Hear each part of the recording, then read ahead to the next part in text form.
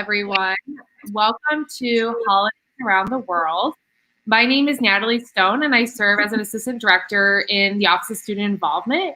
And we are so excited for you to join us today to learn about different holidays and celebrations our students celebrate at DePaul. So we are going to begin with Catholic Student Union and Catholic Campus Ministry. You will see at the bottom of the screen a QR code to check in.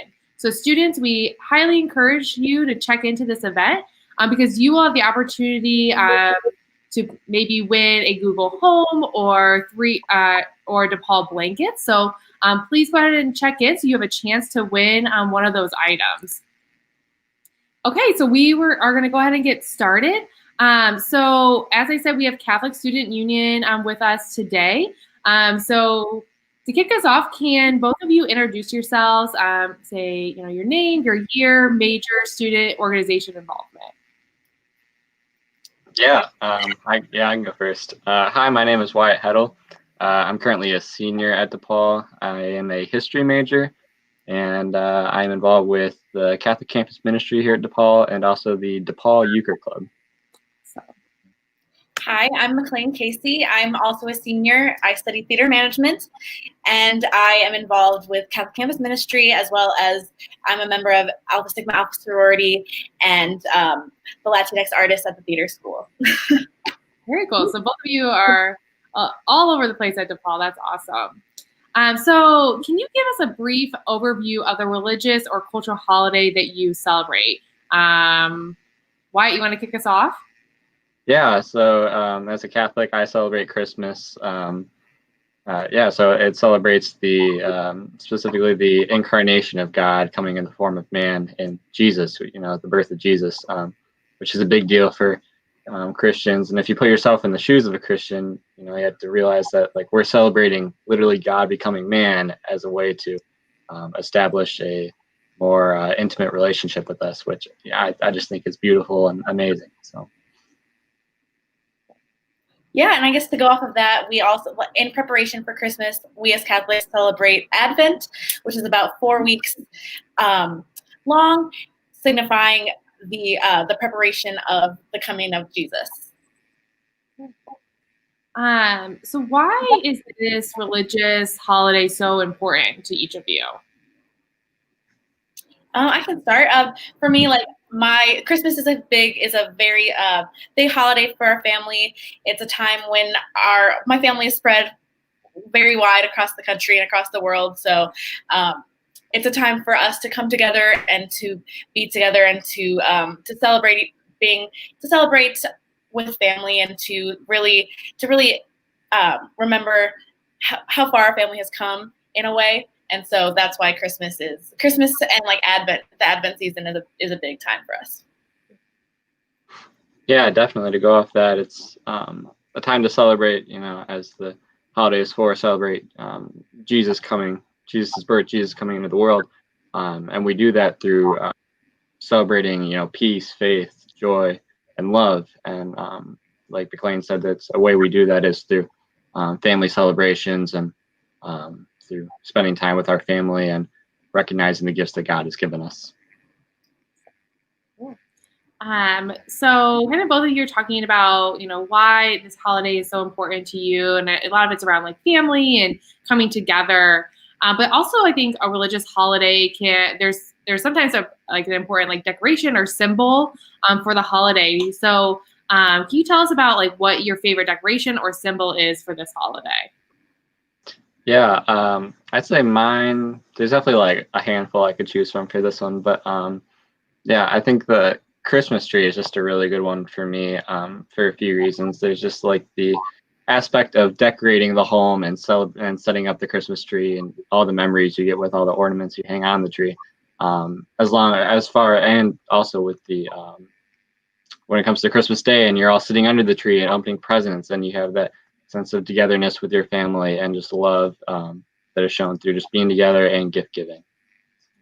I know you just mentioned decorating the Christmas tree. Do you have a favorite ornament from your childhood or right now? I have so many. I always had like it's always interesting to look back at my ornaments because you can see like we mark which year I got the ornament in and who gave it to me. So like you can always see year to year like what was the thing that I was into that year. And I just have some really cool ones. I know like I have a Spider-Man one that I really like. He like hangs upside down, like the string you hang him from. He's like hanging off that. So it just I don't know. There's plenty, but I really like the Spider-Man one. I guess to answer the kind of decoration for my family, we are very into the Nativity, which if you don't know is it's kind of it's a statue kind of the birth of Jesus. You know, like Mary and Joseph holding baby Jesus like in the manger and that kind of thing. And for our family, the Nativity. We have a very special one that was my great grandfather's, who came here from Mexico, and so that's a very special thing for us to have. That's really cool. Kind of, I asked, why this question about, do you have like a favorite ornament that you like hang on your Christmas tree every year? I do. Ornaments are very special for us as well. My grandma started a tradition with my mom and her siblings to give each one of them an ornament every single year for Christmas. And so when you move out and have your own Christmas tree, like you put them on the tree. And so my mom has done the same for us. My favorite one is we were lucky enough when I was like 10 years old to go to take a trip to China, and so we got this really cool ornament that's like it's a star and it has like really ornate details on it. I always say I'm going to steal it. My mom says you're not allowed to take that one.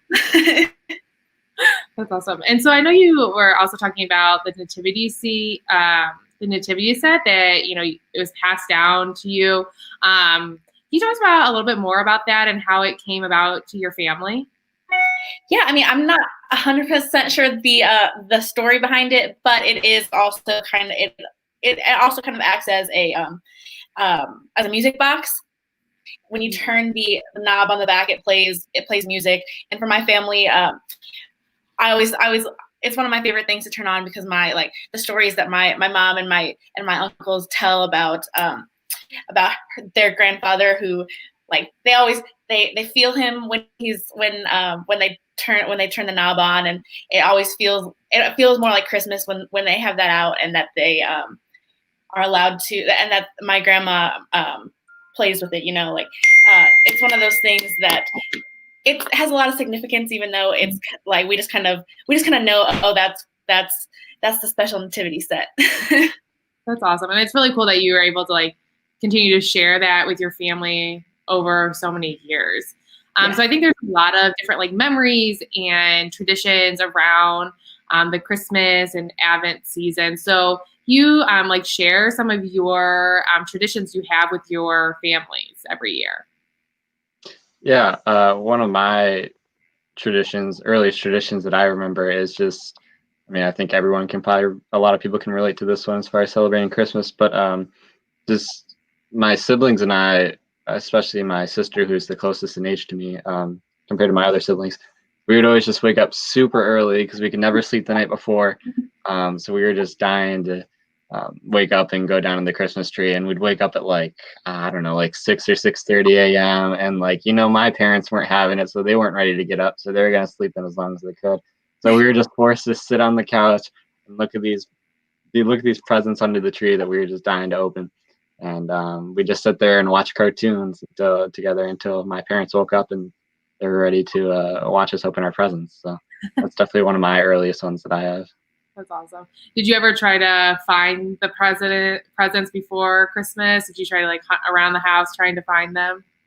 Yeah, we usually knew my parents' hiding spot for the presents, but I was never willing to take the risk and look to see what they are. But I do remember that when we wake up early and my parents wouldn't be up yet, me and my sister would always be looking at the presents, be like, "Ooh, that looks like that could be that thing that I put on my wish list." And, "Ooh, that could be that." And I have no idea what that is, but yeah, it was always really fun to kind of investigate early in the morning and see what we got. Very fun. Yeah. kind of going off of that, my brother and I, we would do the same thing. He would wake us up. He would wake up before me, and then would have me. He would wake me up and be like, "McLean, go wake up mom and dad," like that kind of thing. But another tradition that we do even now, we always go to Christmas Eve mass with my dad's family. His like my grandparents, his siblings, their families, that kind of thing.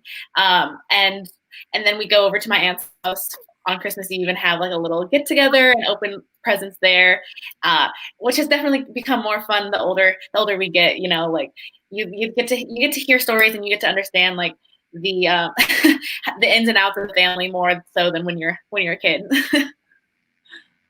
Do you have any, for either of you, do you have any fun traditions that you do with your friends every year at DePaul or within Catholic Campus Ministry? I can answer that. My friends and I, we always do, we do a little gift exchange type of thing. This year, actually, we're kind of starting a new tradition where we're doing a stocking stuffer thing where we got a little stocking from Target that was like $3, and we are getting each other a bunch of stocking stuffers, and we're actually opening them on Friday because we're all kind of going home in the next couple of days after that. So that's going to be a fun kind of tradition that we're going to keep doing. Yeah, I love that. I think it's like so fun to get stockings. Are also like my favorite part about Christmas. I don't know. I feel like there's always just like really like fun random things that you can put in each other's stockings. So that's like a really cool new tradition that you're starting. Right. Yeah, as far as my traditions with my friends at DePaul, we always like to attend both the DePaul tree lighting ceremony and the Millennium Park one. So that's always really fun to go to. And also we like going to the Christkindl Mart downtown and getting hot chocolate there, and just spending time together and away from schoolwork. So it's always really nice to get out and just spend time during this Christmas season. So. Yeah, so you kind of mentioned the Christkindl Market and then the other tree lighting that happens in the city and then also the one on campus. So do either of you have any like favorite holiday things that you usually do in Chicago? Obviously pre-COVID time, but what were some of those fun things that you did in the city during the holiday season? Definitely the Christkindl Market. That's one of my all-time favorites. Even my family, like they will come to the city just to go. And we also, definitely the tree lighting. I remember a few years ago we went and they had like the cast of Hamilton in Chicago perform, and we were like, oh my god, like this is amazing. And then after that we went to Macy's to see all the holiday decorations. Mm-hmm. That's awesome. So I know both of you, either work in Catholic Campus Ministry or you're in that office a lot. What are some of the cool and unique things that Catholic Campus Ministry does during the holiday time? Yeah, I can answer that. The primary, because we're usually on intercession and break, there's not usually much that happens during the actual like holiday time. But when we come back to campus, usually in non-COVID times, we have the Epiphany Party, which is a celebration of when the three wise men found Jesus and visited him in the manger in Bethlehem as after following the star. And so we usually have a big party in CCM with food and music and that kind of thing. Why, did you want to add anything else that really sticks out to you that Catholic Campus Ministry does during this holiday time? Yeah, I think McLean covered it pretty well, and unfortunately, we were just not in school at that point. So I'm sure we would have a lot of fun if we were able to get together on Christmas Eve or Christmas Day. But and the Epiphany Party is great, and I wish we could do more, unfortunately, but we're just not there. But other than that, though, I think just like when it comes to when it gets to December and around the holiday season, I just think there's a great sense of community within the ministry office, and that's always there. So it's always nice to stop in and just hang out with friends, and just being there with other people during December and then in November really gets you in that Christmas spirit. So awesome. So we kind of talked about traditions and what you really enjoy doing in Chicago. But can both of you share a favorite memory that you have with your family? And then also your friends. So this could be anything from like a favorite present, going to someone's house, a favorite Christmas dish. But I would love to hear kind of your favorite memory with your family and then also your friends. So whoever would like to start. Yeah, I can start one with my family. I usually celebrate, in a typical year, I would usually celebrate like 2 or 3 different Christmas parties. And one of them is with my dad's side of the family, and there's always like a lot of people there. And so when you have a lot of people at a party, you need a lot of food to feed them. And this side of the family loves making a ton of food. So at when whoever's house is one of my great aunts or uncles, whoever's this party is at, there'll be a ton of food there, and the line for like the buffet to dish up your food usually extends to like 3 different rooms. So you start in like a dining room, and then you go into kitchen, and they'll have like a little room off the kitchen that you have to go to just because there's so much food and so many tables that you have to go through all of them to see all the dishes. So. Yeah, for me, like one really special dish for us is we usually on Christmas Day we usually go to my grandmother's house, and we have all the best Mexican food you could ever think of. Like we always have enchiladas or tamales, and tamales are a big deal because we don't get them very often, and so it's like that's like the best Christmas present is opening the corn husk and eating the tamale. And I can definitely concur with you, Isaac. Or sorry, Wyatt. I'm having a moment. And we definitely have a lot of family over, and it's definitely always a thing. But in terms of friends, like I think the idea, like especially being in college, like coming home and having the opportunity to hang out with your high school friends or friends that you've known like forever is a really special like holiday tradition. So in wrapping us up, can you share a little bit more about how students can become involved in Catholic campus ministry or Catholic Student Union? Because we are also hoping, this time is for students to learn a little bit more how they can join the student organization that you are a part of. Yeah, so I mean, there's a variety of ways that you could get involved. In a normal year, you could just stop in the ministry office and just talk to people and meet people within the Catholic Student Union and the employees in the ministry office. But unfortunately, can't do that this year. But we do still have plenty of other ways. We do still offer Sunday night mass at 8 p.m. at St. Vincent Paul Church. So that's always a great way, especially if you're curious about what Catholic ritual is and the mass and everything. Along with that, we have other faith-oriented groups like in the ministry office. I'm a small group leader, so I lead 2 weekly small groups that meet once a week for an hour, and we discuss the gospel, the upcoming week's gospel reading, and we reflect on that and reflect on how our quarter's going and how that relates to God's word and message to us. So that's really how I work within the ministry office to recruit others to join us and live out their faith at DePaul. Yeah, and for me in CCM, I am a retreat leader, and the retreat that I'm leading is coming up in January. It's called Search, and it's a retreat that is more focused on God and your relationship with God, and trying to find your way in this kind of crazy time. And so this year's theme is Finding Nemo, and if anybody watching is interested in the search, you can find the information on the Facebook page as well as on the CCM website. And then we also have for any young woman who is interested, we have an organization called Catholic Women's Group within CCM, and that meets weekly during the quarter on Wednesdays usually, and we talk about just like being a young woman in college trying to have a faith life. Very cool. Well, thank you for that. And be sure to go on D-Hub, check out, Catholic Campus Ministry. And you said Catholic for Women, correct? Catholic Women's Group, yeah. Catholic women's group, because you can find all their contact information and learn how to become involved in all the different activities that were shared today. So I want to thank Catholic Campus Ministry and Catholic Student Union for kicking us off for holidays around the world. We are going to have DePaul Indian Student Association coming up next. So we will be back shortly. So thanks again for joining us for the first part of Holidays Around the World. Bye, everyone.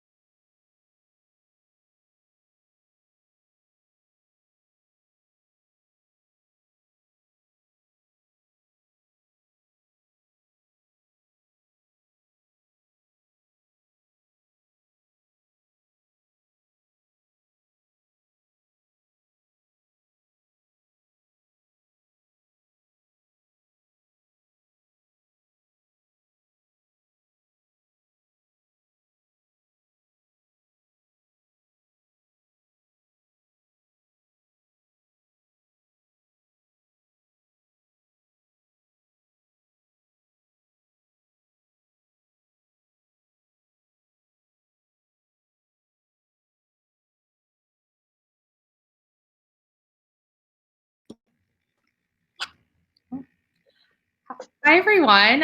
We are going to have the Indian Student Association join us shortly. But before they join us, Pierre and I wanted to share some upcoming events for Holidays at DePaul Week.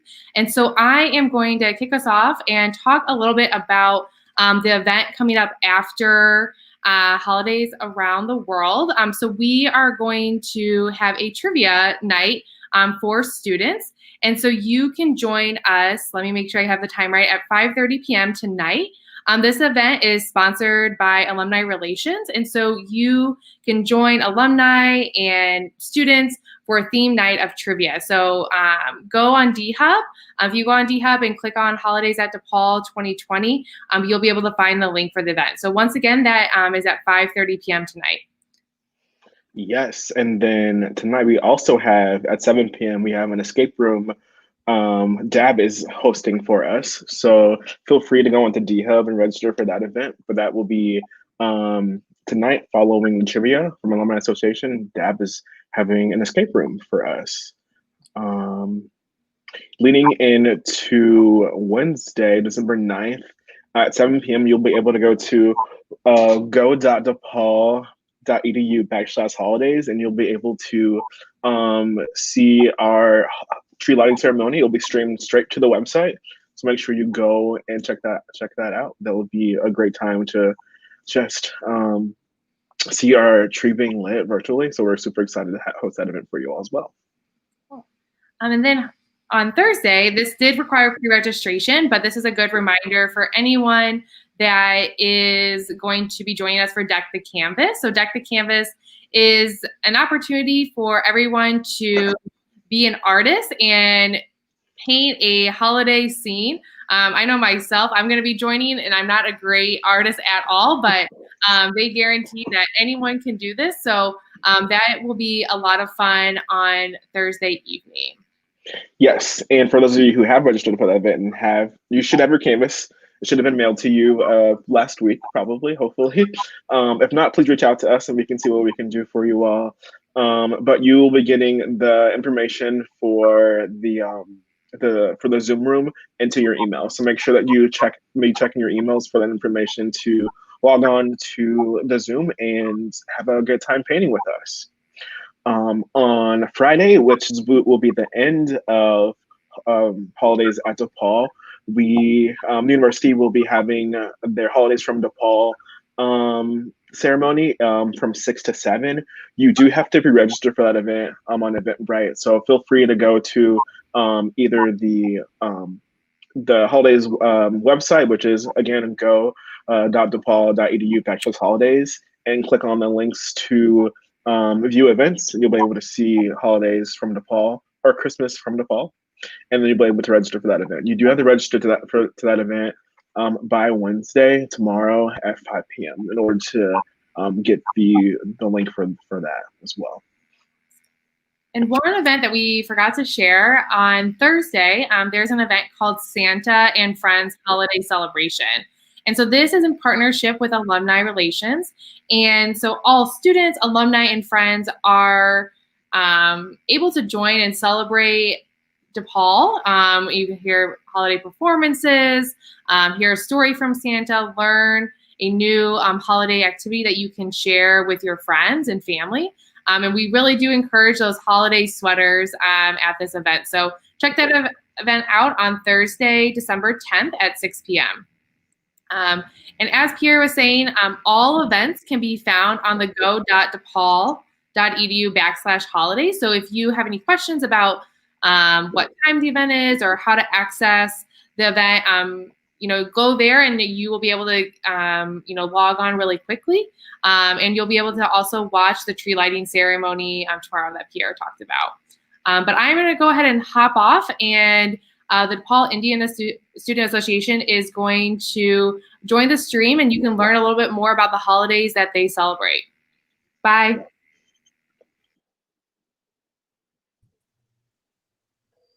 Hello, welcome. Thank you all for being with us today. We really appreciate you taking the time out to share with us. Yeah. So do you want to start? I'm good, thank you. Do you want to start with intro? So just do name, major, and student organization that you are with. Pramathesh, you can start. Yeah. So my name is Pramathesh. My major is data science and in computational methods. I'm a graduate student. So yeah, Anisha, you can. Okay, my name is Anisha. I'm from India, of course. My major is health informatics, and I started in 2019. Yes, in fall quarter. Awesome. Well, thank you all for joining us. I see those DePaul pillows behind you right now. So it seems like you've been coming to some of our virtual events. So thank you for coming to our events. But let's just jump into a brief description of like the holidays that you all celebrate around this time. Would you please share that with us? Yeah, Prabhadesh, go ahead.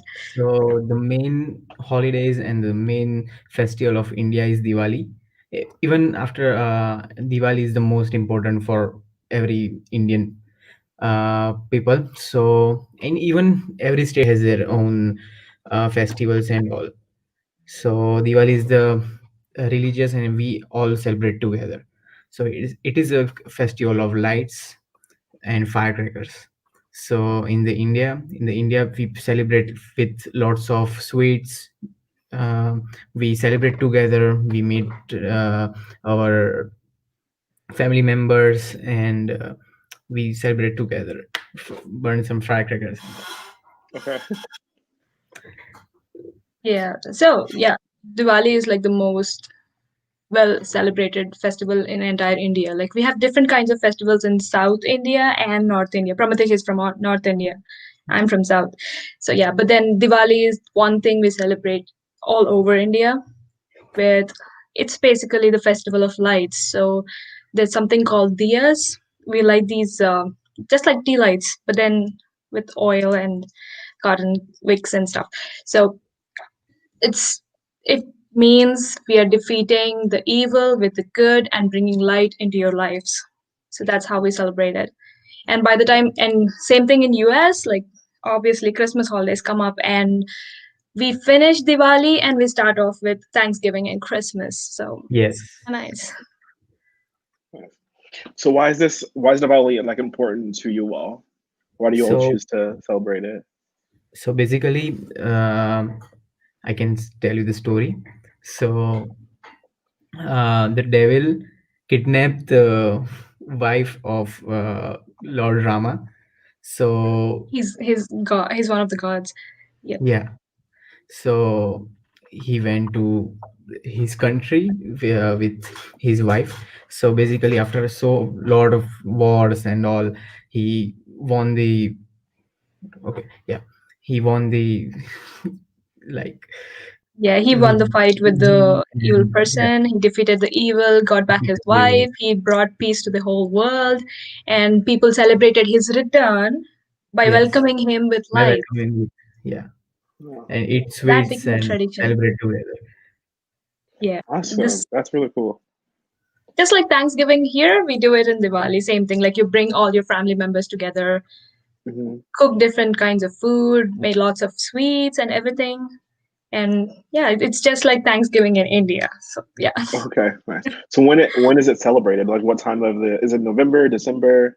Oh, it's basically October ending or the November beginning. Yeah, It varies with the Indian dates. Like they Okay. calculate some this kind of calculations. Like we are even I don't think we are very familiar with that.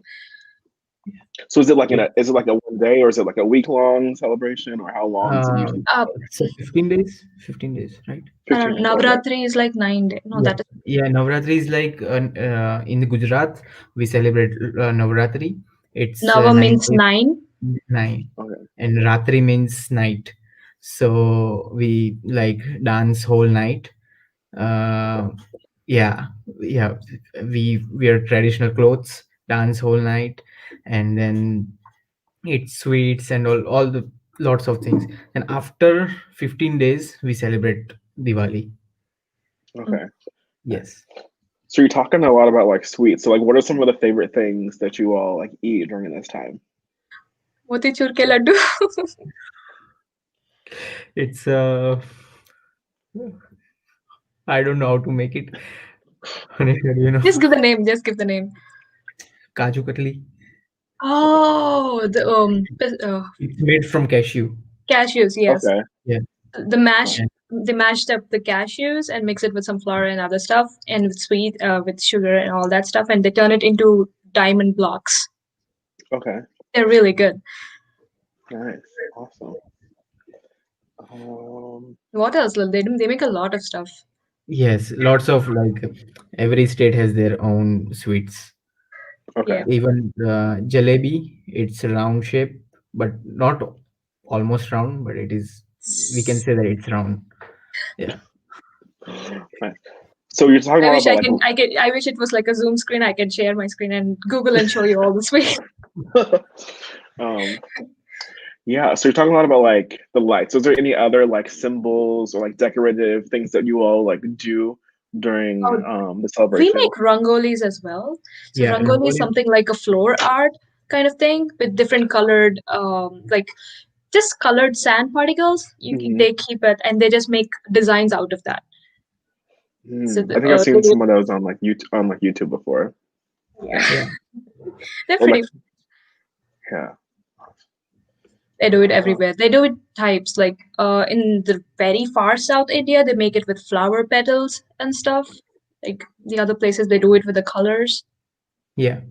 and they decorate it with the lights again. yeah. So you talked about like spending this time with like friends and family. So like what are some of the things that you all like to do with your friends and family during this holiday? I think the Just biggest we. thing is crackers, right? Yes. Yes. Just like July Firecrackers. 4th. Like Hmm. how you guys celebrate July 4th with crackers, right? So we do that for Yeah. Diwali. Yeah. Oh, okay, nice. That's like lights. That makes a lot of sense. Yeah, and Yeah. the kids like to save it up. I mean, like, they don't go with all the crackers at a time. Like my cousins used to do that. So when they used to give me crackers, like I wouldn't go. I wouldn't do much of crackers. I would be with the lights more of the time.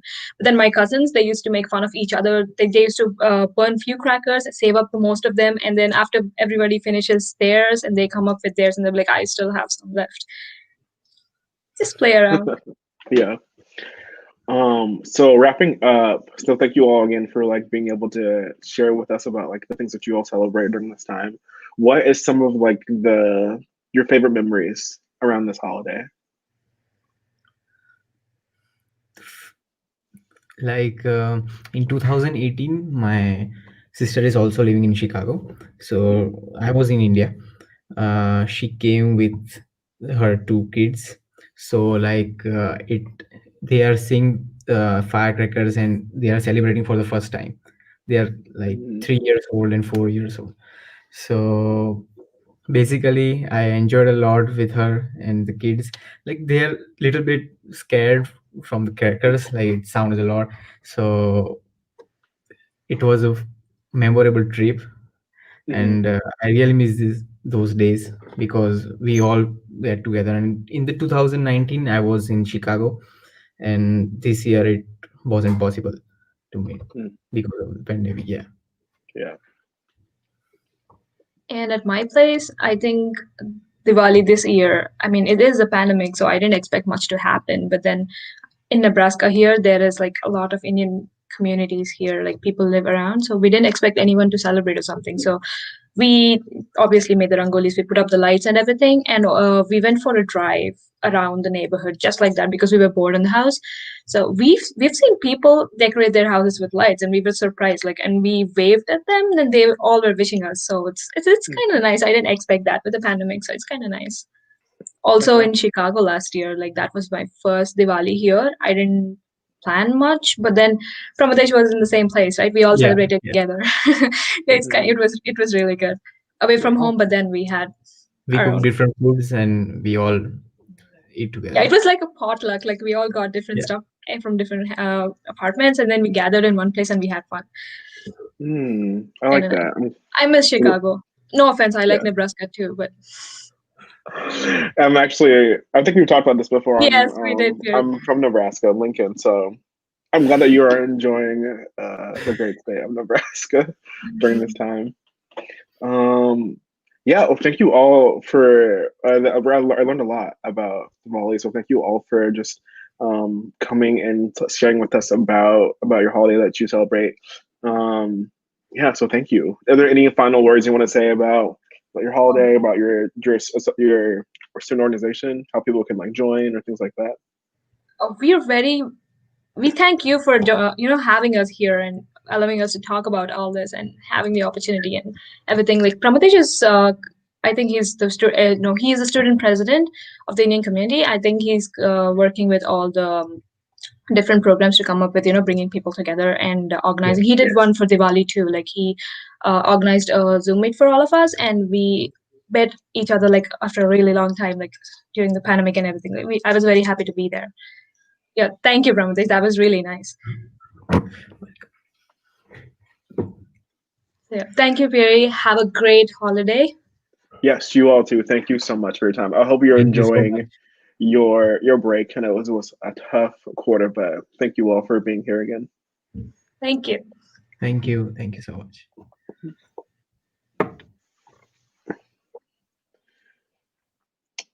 All right. So we have Tepia coming up next. So we will give them a few minutes to join our space here with us. And we will be right back with you. Thank you.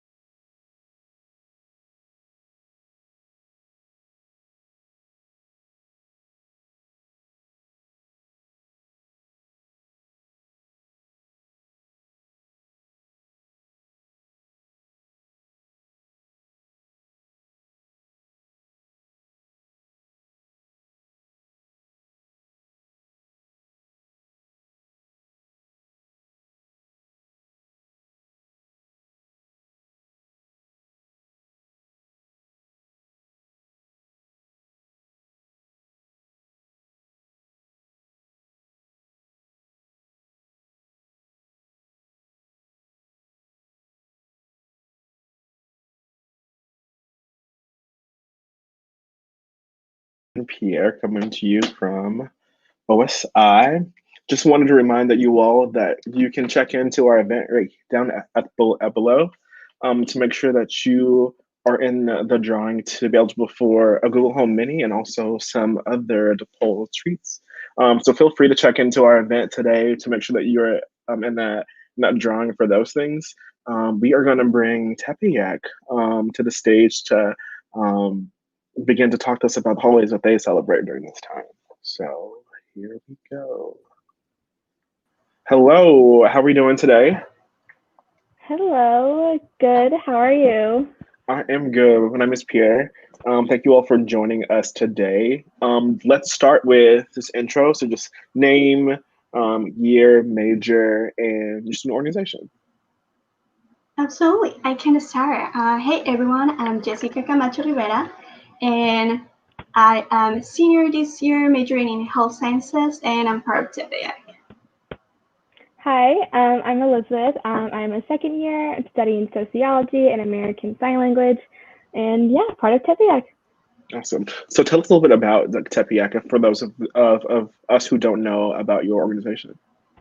Absolutely. Tepeyac is a Latinx student organization centered in faith, culture, and service, and we have different events throughout the year to provide a safe space for the Latinx community to have that space to express themselves, how they're feeling with the ongoing situations, to have that time for bonding. And we do that with Cafecito con Tepeyac, the Latinx Retreat, and some other awesome events that we have.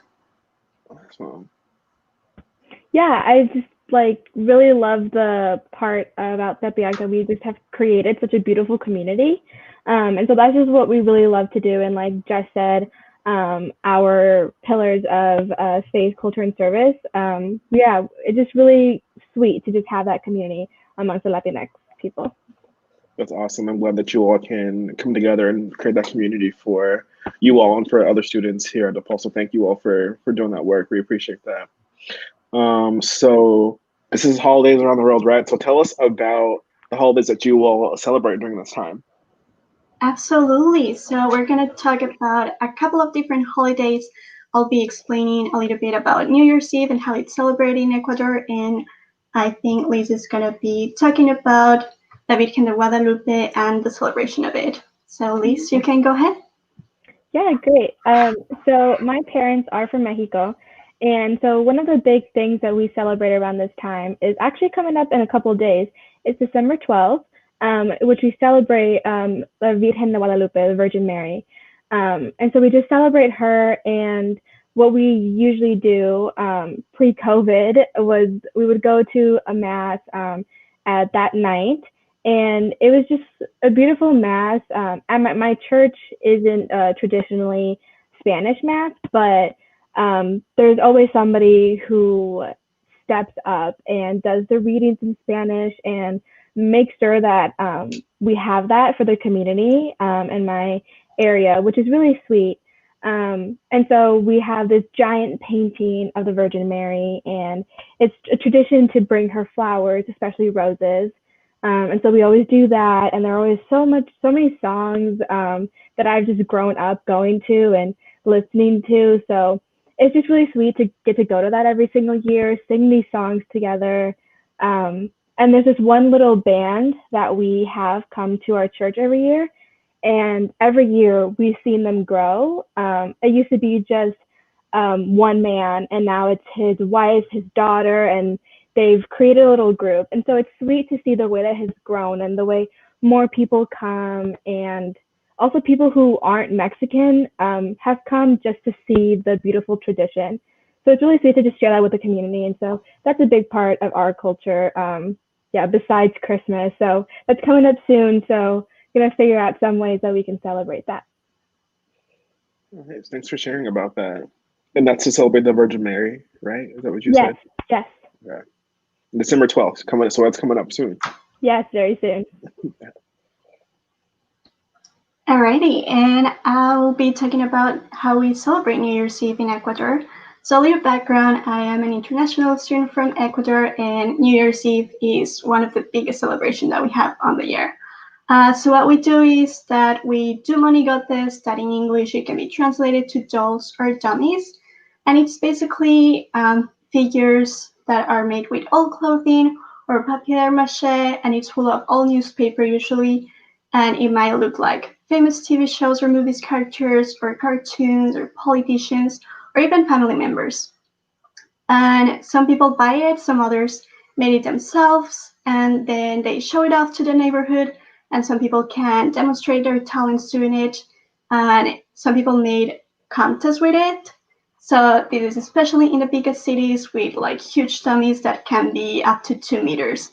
And then at midnight, these dolls or dummies are burned, and these basically represent the burning of all the bad events and the bad energy that happened throughout the year. And we have this tradition of jumping through the flames and over the ashes as a way to, and kind of to do a spiritual cleansing in order to start the new year brand new. Nice. I like that. That's really cool. Why? So I guess what is like, why do you think these holidays are important to you all? Like, why do you choose to celebrate these holidays? Yeah, so the Virgin Mary is just a beautiful symbol and just something we look up to a lot and look to for prayer and guidance. And also, actually, part of my quinceañera, one of the little rituals, part of it at the church ceremony was that me and my parents actually went up to the painting of the Virgin Mary and we kneeled, gave her some roses, and gave a little prayer. So yeah, it's just a huge part of the culture. I have so many symbols of her around my house. And so yeah, that's just something that I think is really beautiful of the culture, and that just Catholicism is a huge part of Mexican culture. It's not really separated, like religion and culture. It's like the religion is part of the culture, which is a beautiful thing. And so, yeah, she's just like a very beautiful symbol of like the Virgin Mary, that we go to her for guidance, and the mother of Jesus. And so, yeah, it's just something really beautiful that my family, especially, we have many paintings and like little figurines of her. And we just do a lot of little events to honor her. For me, it would be that that kind of represents the bonding and the importance of family time, because a lot of people get together during New Year's Eve to create the monigote themselves and just spend that time doing it and just burning that bad energy and starting brand new. It's like a ritual kind of. So that kind of represents how our culture is kind of interconnected with our indigenous roots, and then how it evolved to what we are now. I like the burning of like all of the bad things. Like, I mean, I feel like we all can use some of that after this year. I really like that a lot. So are they? So I know you talked a lot about like the Virgin Mary, but are there any other symbols? Well, I guess any other symbols that you all use? Like you talked about like giving roses. I think So Juan Diego is this indigenous Mexican who was the one that saw the Virgen de Guadalupe on Tepeyac, which is like the mountain, which is like a hill. And he basically was in a mission of telling others that he saw La Virgen de Guadalupe, but people wouldn't believe him. So the Virgen de Guadalupe told him, like, just put your poncho kind of, and just pick up the roses that I'll give it to you, and then you just give it to the people when you go to see the leader. And he was like, okay, I'll do it. So that's why they use roses a lot, because that's what La Virgen de Guadalupe gave to Juan Diego to show that as a proof. Oh, thank you for sharing that. Absolutely. And then for the holiday you shared for around New Year's Eve, why did you all choose to use like old clothing and stuff to make the figures? Yeah, because you're trying to burn everything old, everything that you are not using anymore, everything that it brings you bad memories. So you use all these old material in order to start brand new, in order to get something better out of it. Okay. I like that. I got a couple things I need. I need to get rid of. We all have. Yeah. So what are some of the things you like to do with your families around these time? I know like the burning of the figure. Are there other things you all do besides like going to church on the December 12th? Like other things that you all do? Like, is there any like food involved? Things like that. Yeah, so one of my favorite family traditions is that we celebrate Christmas on Christmas Eve. So that's when we get together and, eat and presents and everything. And then December 25th, Christmas Day, me and my brothers typically just stay in at the house and like have leftovers and literally watch movies all day. So that's one of my favorite things. But I also really love that the 23rd is when my family gets together and we make tamales. So we make our own. And so that's just like a tradition. Just tamales are a big thing. And, you don't have that so often. So it's big around Christmas. And so we usually would get together at one of my aunt's house. And we would bring different kinds of meat, like different kinds of filling, and we would make them together. And we would spend hours doing it. So it was kind of like 3 days in a row, like the 23rd, the 24th, the 25th. And so it's really sweet to do that. And so I have a really big family. And so we're not going to be able to have that same type of thing, this year. But we were talking about here at my house, between my own family of 5, making our own tamales, which we haven't done on our own in a long time. But we're going to work on it. So my brother is going to come over, and then we're going to try to make the tamales together on our own. And so it's a lot of hard work. But yeah, that's one of our favorite things. But another thing that we make is called Atole. And then, so it's a hot drink. There's so many different types you can make. So it could be like with like condensed milk, there's like cinnamon. And so my mom makes a giant pot every single year. And so on Christmas Eve, before we leave, she spends all morning preparing it. And we all take turns mixing it, because you can't stop mixing it, because if you stop, it gets stuck on the bottom. And so nonstop mixing. And so we would take turns. And so like somebody is in the shower, so somebody else mixes, or somebody's getting ready, so somebody else mixes. So we each have turns. And there's this little counter next to the stove. And so me and my brothers, we would always like sit up there, even to this day, doesn't matter how old we get, we'll sit up there and mix the pot. It gets tiring and it gets hot, but it's like just really funny to like watch all of us like sit on the counter like kids and just mix it. So yeah, we have a lot of food traditions. So those are some of my favorites.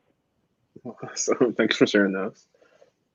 Yeah, same as Liz. We celebrate more on Christmas Eve instead of actually Christmas. And we usually also do novenas, which is like 9 days before Christmas really starts. And it goes through all the journey that Mary and Joseph went through until the born of baby Jesus. And we kind of do the readings of the Bible, and we go through that journey together.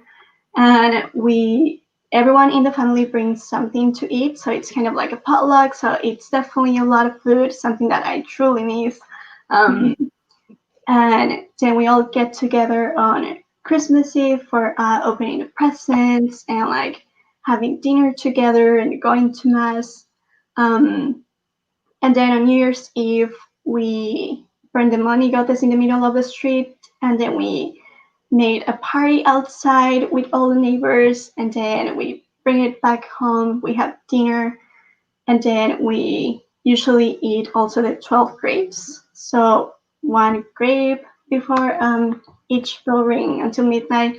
So those are some of traditions that I really miss, and it's not gonna be the same this year, but definitely we're trying to find a way to keep the tradition going.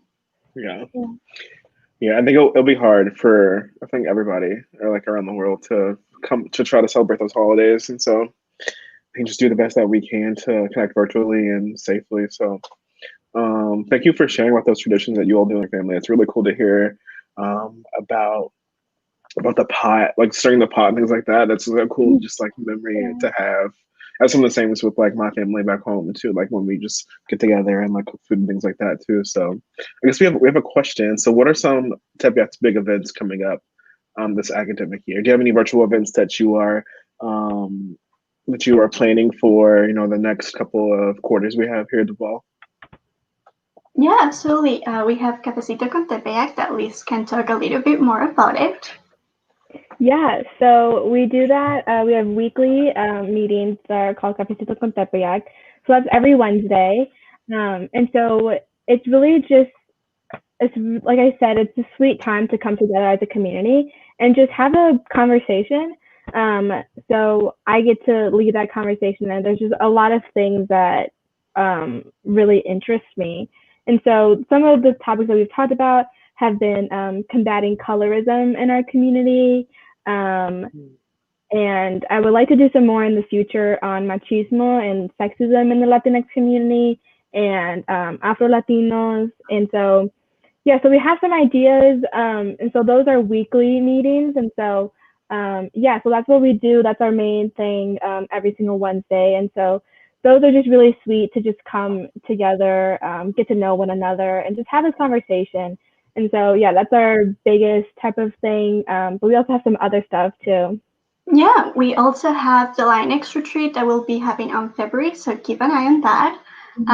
It is going to be this time a virtual event, but it's usually a 2-day retreat that we go to other place with other Latinx folks, and we get together and we share a lot about our community and our own journeys.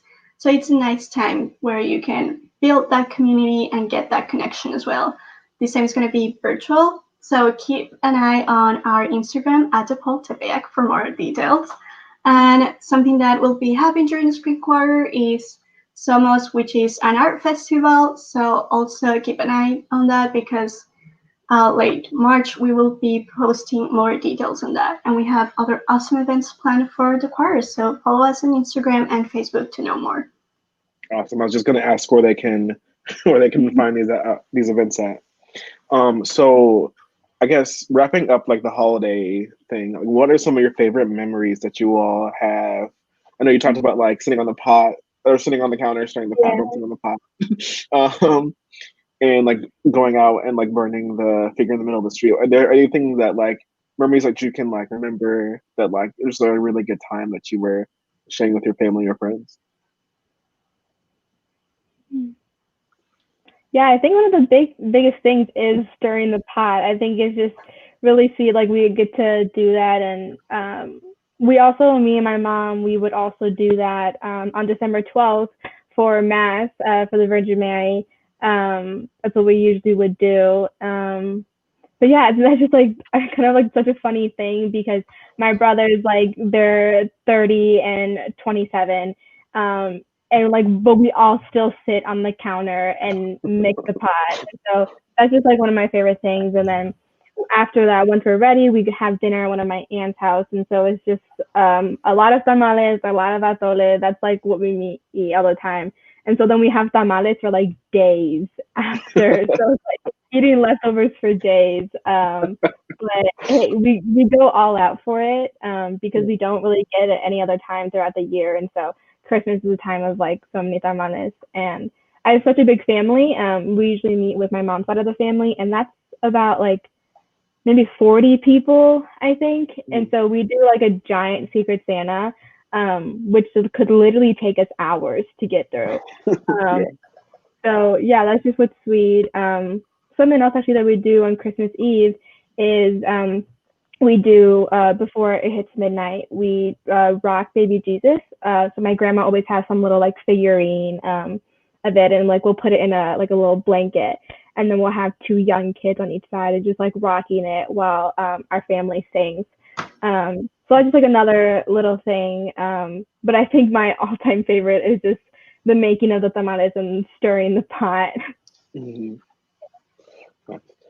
Yeah, I think we can all contest to having like leftover like turkey or ham or Yeah. whatever your tradition is in your family for literally days. Just like as a kid, just like how many turkey sandwiches can I eat? Like how many ham sandwiches can I eat?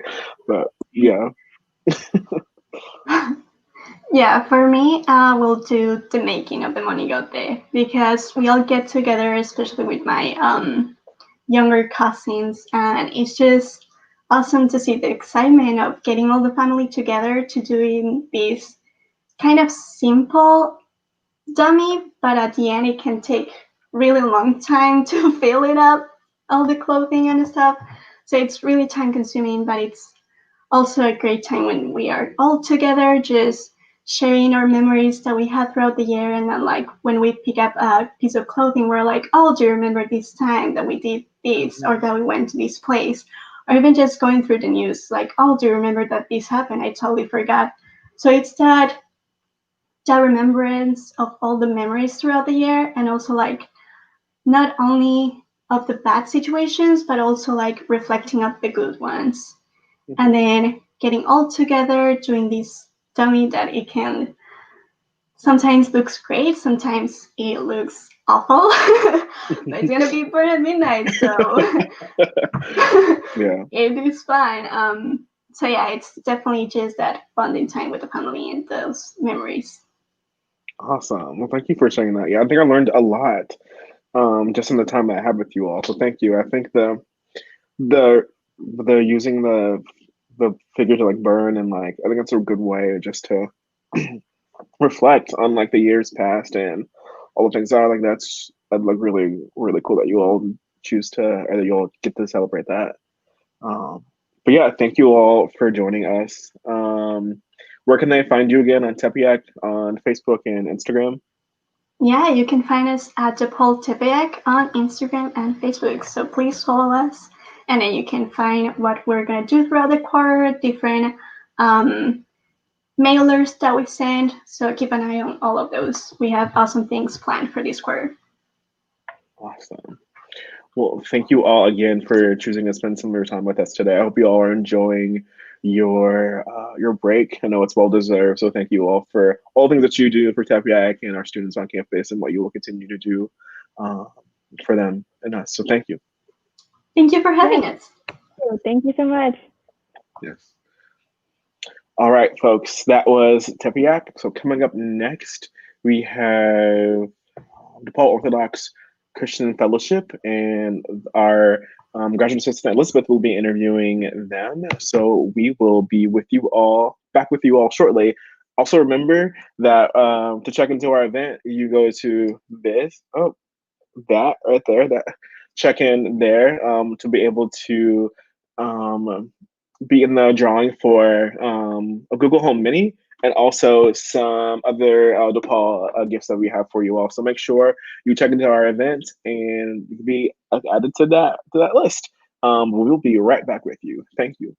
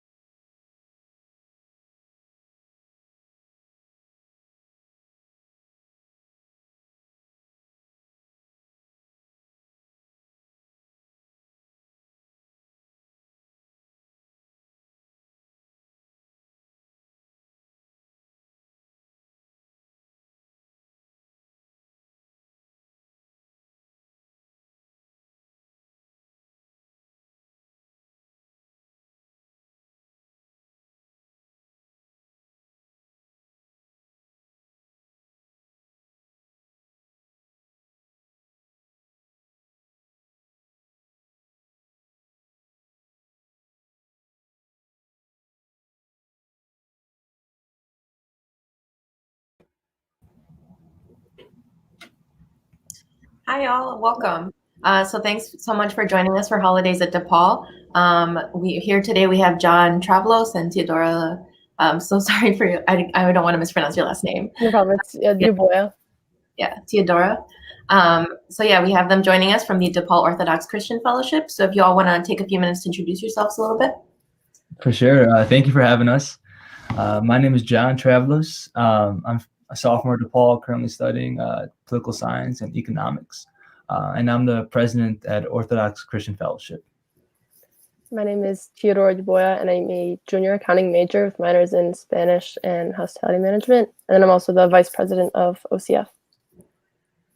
Awesome. Thank you. So just to start things off, could you tell us a little bit about some of the holidays that you celebrate during this time? Yes. I think, first of all, not many people know what Orthodox Christians are. In the West, Catholicism and Protestants is the main kind of Christian religions. However, if you go like Eastern Europe, you go to Greece, Serbia, Russia, Romania, Bulgaria, Montenegro, Ukraine, in the Middle East, most of those Christians are Orthodox Christians. And the reason we're called Orthodox is because we're very traditional. We call ourselves like the original church before the schisms. All of our canons and our laws are all from like 33 AD, the time of the apostles, the time of Christ. And I think Teodora will explain kind of how we celebrate Christmas on a different day. So Orthodox Christians do celebrate Christmas on January 7th because we use the old Julian calendar for our mostly religious purposes to follow holidays and saint days. And then prior to Christmas, we do fast for 40 days. So we do not eat meat or dairy during that time. And then the whole period in general is just a time for reflection and healing as well. Okay, awesome. So can you tell me a little bit more about like the traditions that kind of make an Orthodox Christmas a little bit more special or different than a traditional Christmas that many of us are used to? Mm-hmm. I think the first thing is I'll call it a nativity fast. So definitely before our major holidays, definitely for Christmas, we do like a 40-day fast before. So no meat or dairy. And the whole purpose is kind of to prepare yourself for like the birth of Christ, and kind of prepare yourself for him like coming to the world. And then definitely a big part of it, each church, during a pandemic it's a little different, but usually each church does like a liturgy or a service every single day during the fast. So it's all about kind of preparing ourselves for that celebration of Christ. Okay, awesome. So can you talk to us a little bit about why this holiday is important to both of you? Yeah, of course. It's important to me, especially because of all the deep and meaningful church services that we have during this period. And it's just like really uniting, an opportunity to unite with our community as well. And then there's just a certain feeling of belonging and warmth that like I don't experience any other time of the year or with other groups of people. So just a special moment. Mm-hmm. Yeah, just to bounce off that.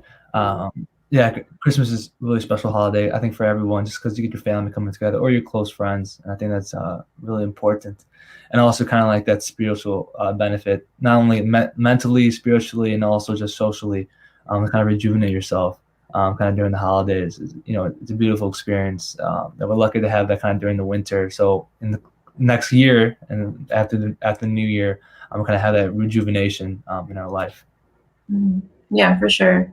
And especially, I know you mentioned like both of you mentioned fasting for like the 40 days prior. Can you tell us a little bit about like afterwards, like what's like, do you have a special meal or something, or like do you celebrate like, oh, I can finally eat meat again or something? Yeah. See, a lot of people are like, oh, you Orthodox people, you guys always fast, you're always struggling, but we also love to celebrate. For example, after Christmas, it's 2-week celebration. So no fasting whatsoever. We want to feast, we want to dance, we want to sing, we want to have a good time.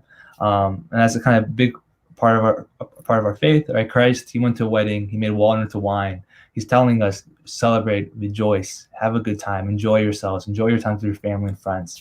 And it's kind of beautiful that our church offers those kind of 2 weeks, the New Year and Christmas, to celebrate those wonderful holidays.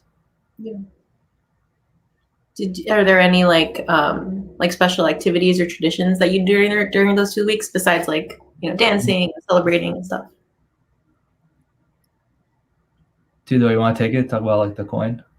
Yeah, well, not talking about like the 2 weeks, but also something that we do on Christmas Day is that we'd bake a like ceremonial kind of bread on Christmas morning, and a coin is kneaded into the bread, So then during lunch or dinner with our family, we'd all hold it with one hand and then rotate it 3 times to symbolize like the Holy Trinity. And then we'd all tear off a piece, and whoever ends up with the coin would it's believed to have like good luck for the entire year. That's so cool. I've never heard that before. It's so nice. Yeah, I've even done it with like some like some like friends not in the faith, and my friends just love doing it at the New Year's or in Christmas. They're like, all right, let's bake a coin in the cake. Whoever gets it gets good luck the whole year. So I think it's a really fun tradition. Yeah, for sure. Cool. So with the holiday, are there any like symbols or things that kind of have meaning or importance to you all?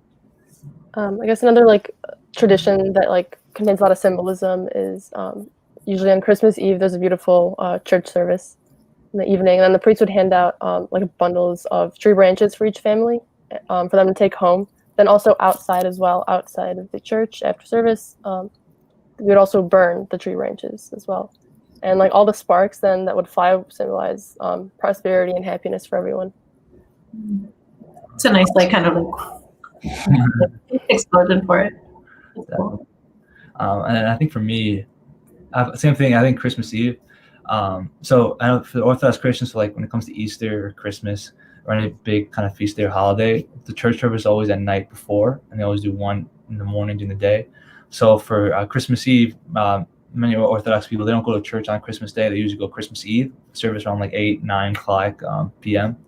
And it's just a beautiful service because you see everyone's there. And then after, I know for me, because we complete the fast, I go to my aunt's house and we're making lamb, beef, ham, any sort of meaty things out there we have. So kind of like that kind of same thing we're talking about before, kind of rejoice and celebrate and end the fast and kind of like come the new year. Mm-hmm. Yeah, that's awesome. So what is do you think there's anything that you're looking forward to now that like because of the pandemic that Christmas will look different? Well, typically my favorite part was like going to the church services and seeing everyone that I haven't seen in a while, if they're from out of state possibly. And I feel like now it's just different still with like our immediate family. So it will look different, but I guess we'll just have to find new ways to connect as well. Definitely. That's definitely going to be tougher. Like Theodora said, we're not really going to see our family and friends. We usually see every year. However, like at its core, it's kind of still the same. It's the celebration of Christ. And you can do that prayer at home or prayer at the church. And it's seeing even just a few loved ones, or maybe just one loved one, just be able to rejoice with that person, celebrate with that person, dance or sing with that person. That's an awesome, beautiful, and esoteric experience in itself, which kind of embodies what the holidays are all about. Yeah, definitely. So there was a question in one of our comments. What events do DePaul Orthodox Christian Fellowship host throughout the year? Is there anything that's coming up or anything that like you'd want to highlight? Awesome. I love that question. So we actually, we're doing consistent meetings every single month. We do meet up at St. George Greek Orthodox Church. So if you're at DePaul, it's on Sheffield, near Sheffield and Diversey. It's right next to the dog park, Wiggly Field, or near Broken English. If you guys have been there, or the Lumalnani is literally right there. And we've been trying to do in-person events. So we either do spiritual discussions with food. Sometimes we get together, play soccer or football on the weekends. Also, we're doing a gingerbread house contest in a week at that church. Oh, actually a different church right near.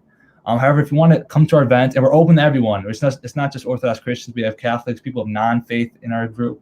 Just because it's a good time, kind of fellowship. Fellowship is not an Orthodox thing. It's not a Catholic thing. It's not an Islamic thing. It's a human experience, and we all need that fellowship and that kind of that social experience, definitely during this tough time. So if you're interested, follow our social media. It's just OCF, like DePaul or DePaul OCF. Will definitely pop up. And if you're quarantining a lot, we'll also do virtual events. We're doing a virtual Bible study every single week on Tuesdays at 8 p.m. I believe. And it's a good time. Just get together, kind of study the Bible, and kind of those deeper kind of talks that we deeply enjoy. So, yeah. Awesome.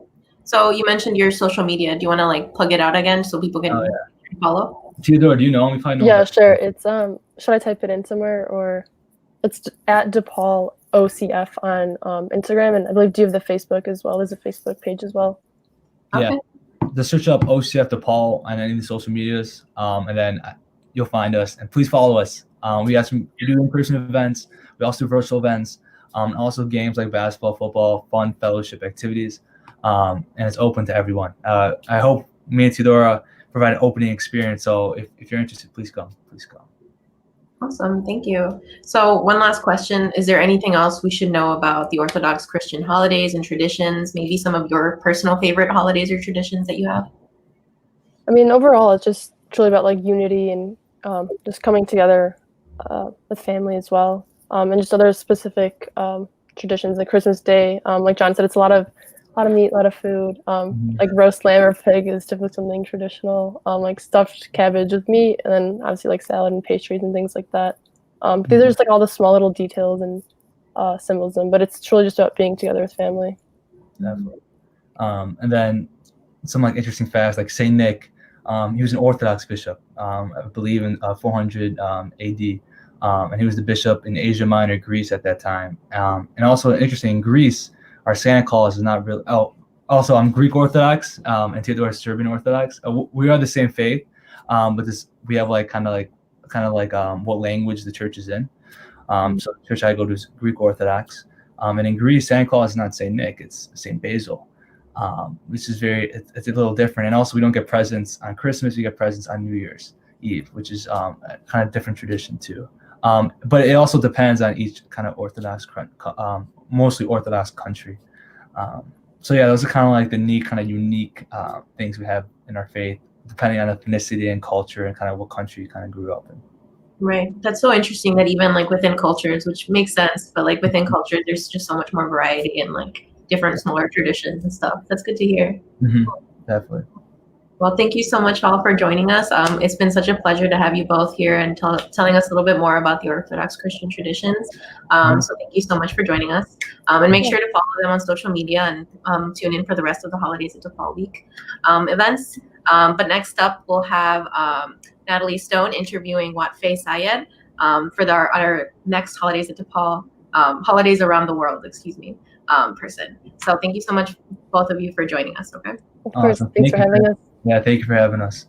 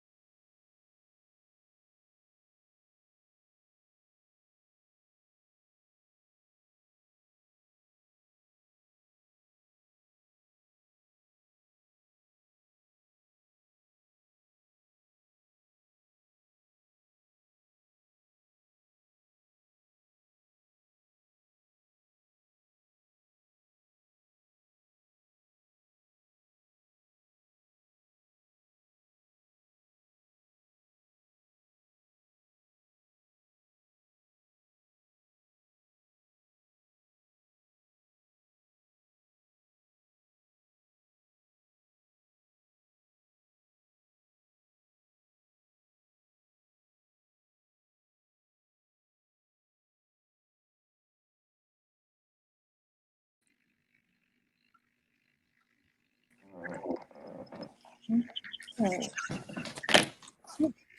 Good afternoon, everyone. Thank you for joining us for Holidays Around the World. If you are just joining us, this live streaming series is highlighting different student organizations' cultural and religious holiday celebrations during this time. And so I am really excited to be joined with I'm really excited to be joined with UMA today, United Muslims Moving Ahead. And so I am going to go ahead and kick it off with introductions. My name is Natalie Stone, and I work for the Office of Student Involvement. Wafa, do you want to go next? Sure. I'm Watfa. I am a junior majoring in neuroscience. I am the vice president of SGA this year, and I'm also the education coordinator for UMA this year, too. Muhammad? Yes, I'm Muhammad. I am in a philosophy major. I'm a sophomore, and I'm also an interfaith scholar under the Department of Mission and Ministry. Awesome, thank you. And I may mispronounce your name, so I apologize. Hamaz? Hamza? Yeah. Hamza? Thank you. Oh, yeah. Hi.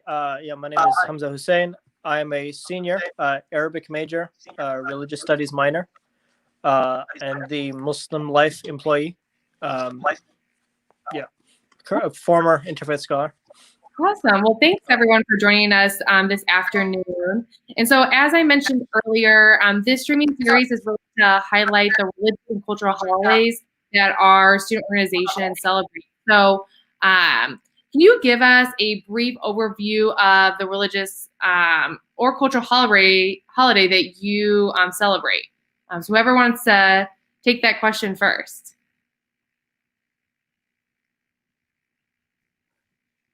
Sure. So Muslims have two religious holidays. We have one that comes at the end of, both of them are called Eid. One of them comes at the end of Ramadan, our holy month. And basically, that's the month where we fast. We try to reconnect ourselves with God spiritually. We try to rebuild ourselves, bolster ourselves spiritually.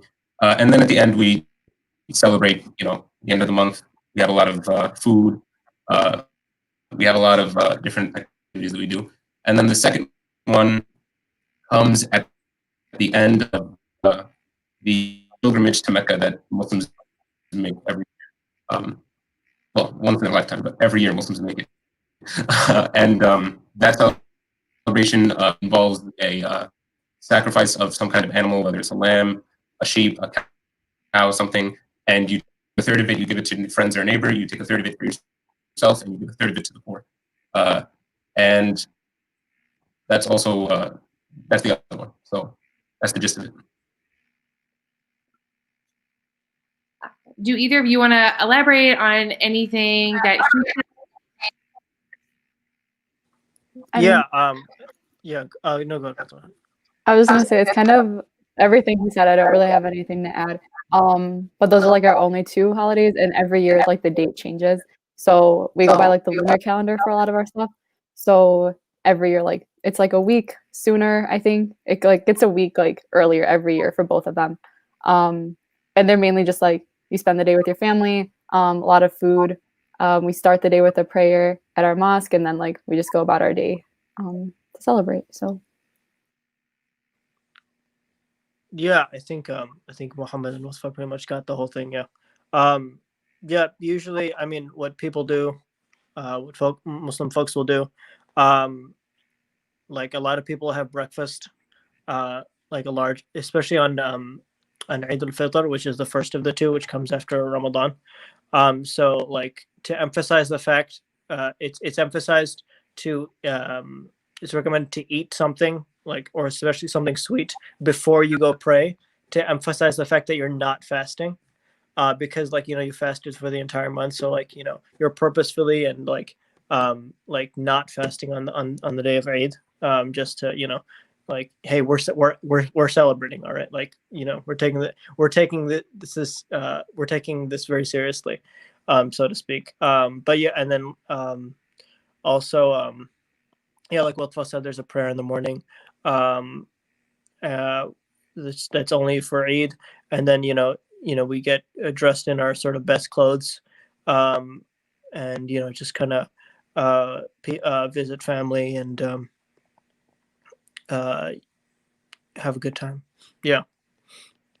So you may have mentioned this, but how long does the holiday last? And is it different? Because I know you mentioned it's celebrated twice a year. So does it last the same amount of time during, for each celebration, or is there a different time length for each of the times it's celebrated in the year?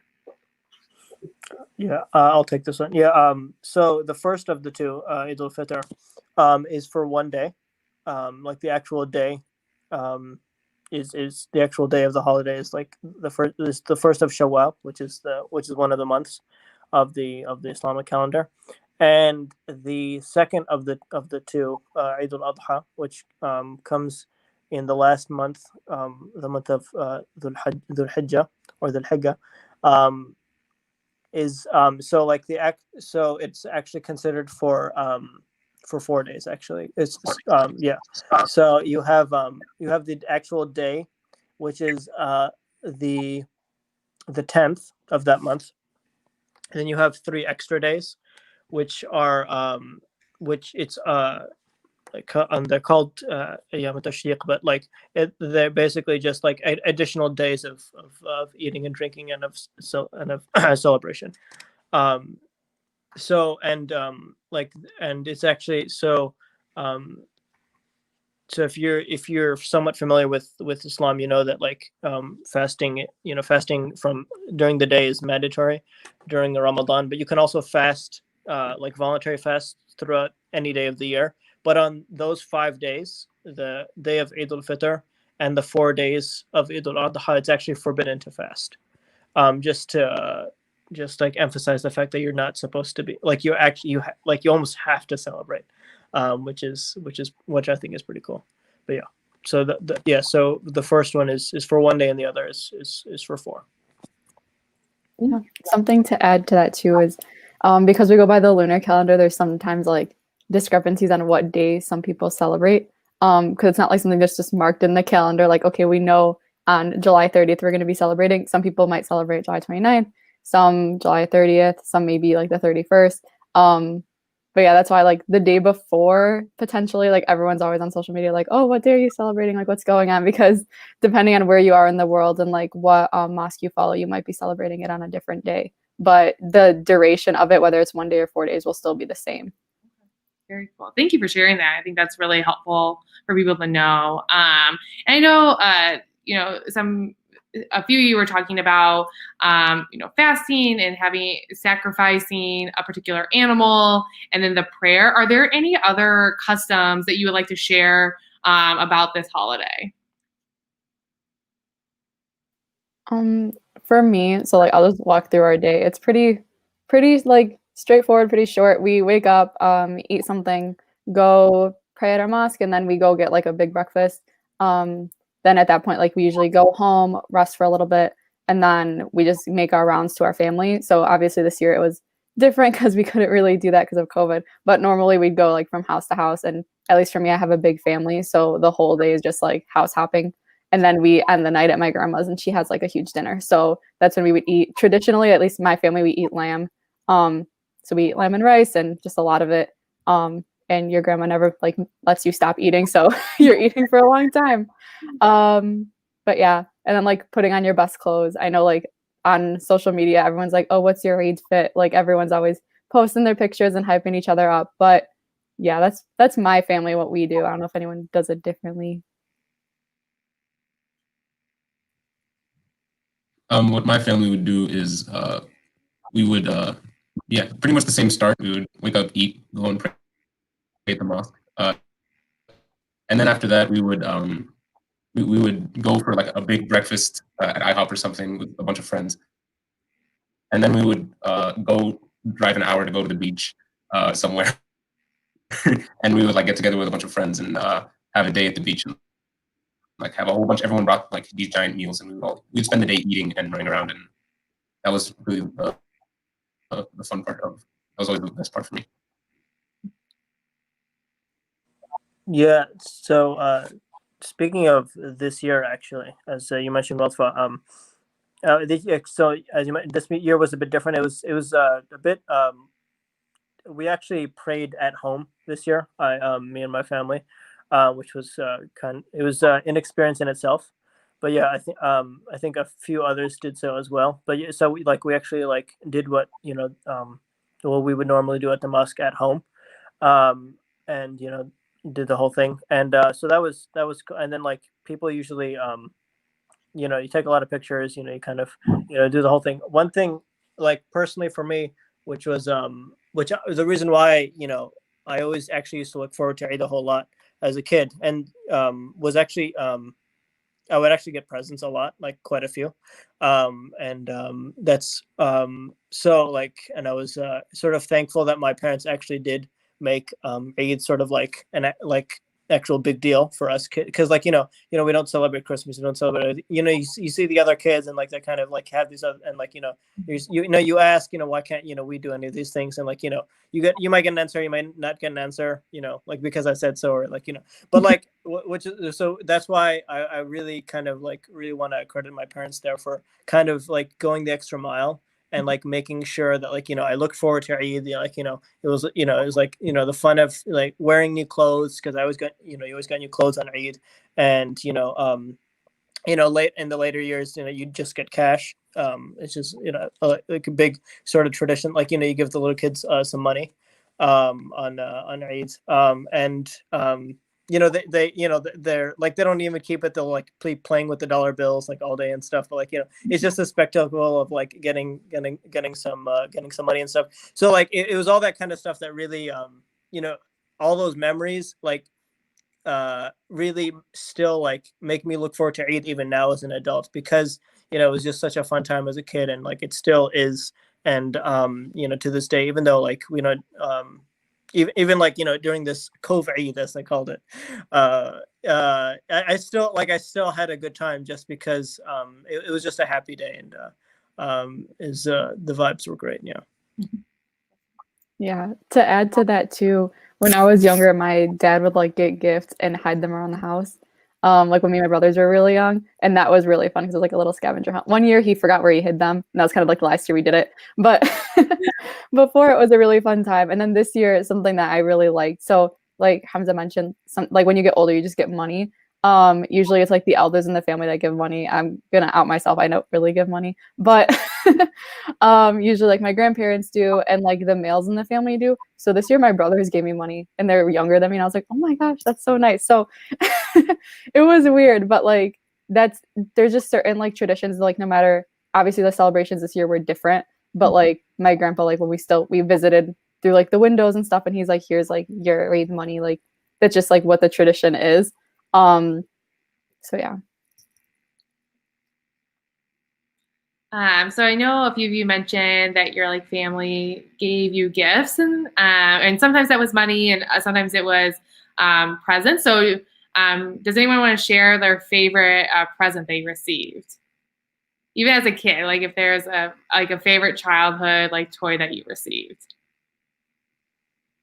I could start. I remember when I was really young, all of my cousins, because I have a lot of cousins, and we would all see each other on Eid, and everyone had a DS, and I didn't have one yet. So everyone had one, everyone had the same games and stuff, and I didn't have one. And then one Eid, my dad got me and my brother's DSs. Best day of my life.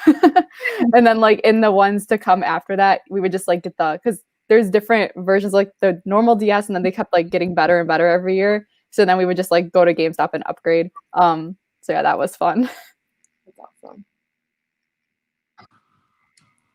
I think my favorite gift wasn't actually one that was given to me. It was one that we got for my little sister. She had been begging for a year for a remote control dragon that breathes fire. And we're all right, okay, okay. And then Eid rolled around, and we actually found one that was a remote control dragon that you put water in its head and it breathes out steam. And she went ballistic, and she was so happy with it. So pictures this year were really funny.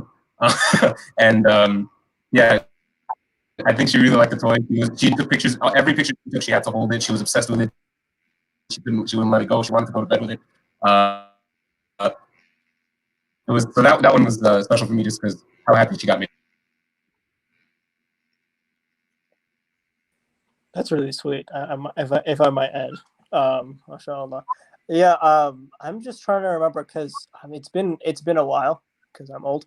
But I would say the first one that comes to mind is honestly this watch, because which wasn't actually from my family. It was actually from a friend who just had told me to keep checking the mail like on Eid day, and like I think it came actually on Eid day. And he said, "Do you check the mail yet?"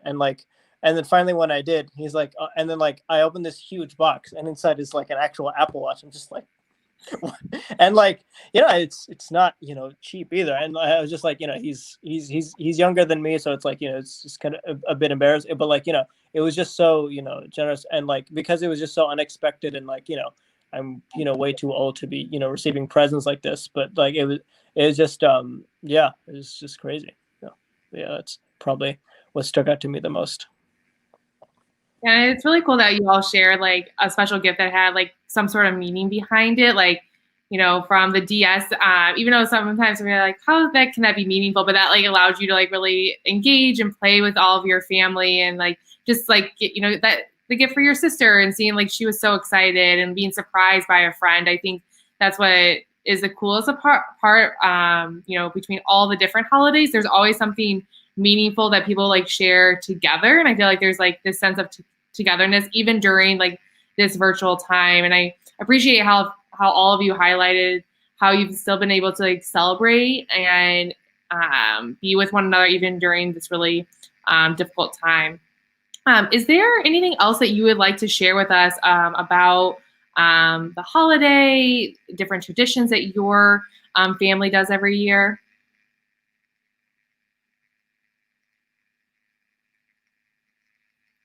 I mean, I guess one thing, it's not really pertaining to Eid, but like that first one, Eid al-Fitr, comes after we fast for a whole month. So those last 10 days of the month of Ramadan, like, I don't know, for me, like I really like them. I think we all really like them just because you feel the most connected, I feel, to your faith, like at that time. Not this past year, but the year before, like when things were open again, those last 10 nights, me and my friends would just like spend the whole time at like our mosque.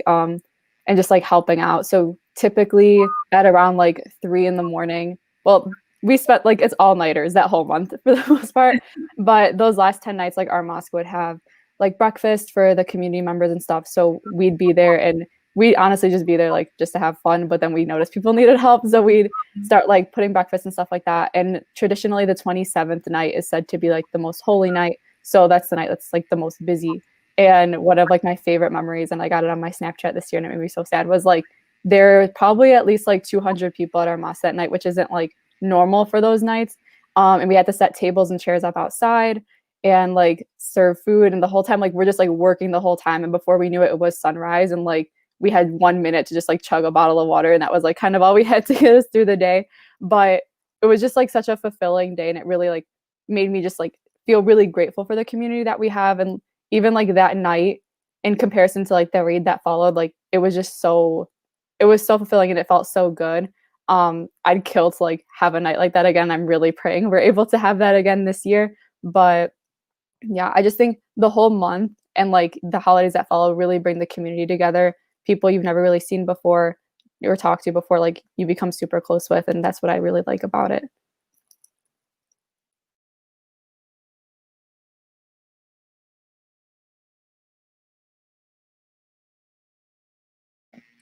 Well, can you, I know all of you have somewhat of a connection to United Muslims Moving Ahead, or otherwise known as UMA. Is there any upcoming events that you want to share either this month or coming in winter 2021? Actually, I think since Watfa is the educational coordinator, I'll let her. She's kind of the one in charge of all the events.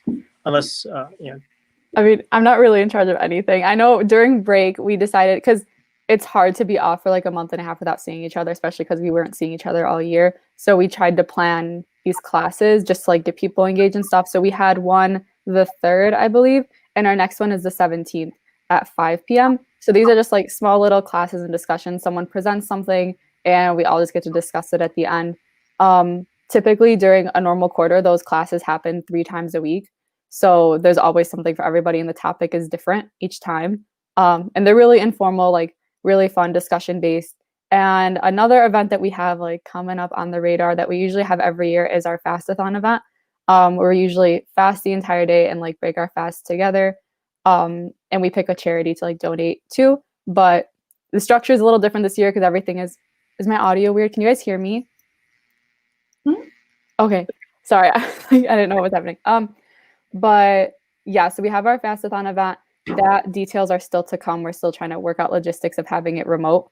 But yeah, so just be on the lookout. Our social media, DePaul Umma.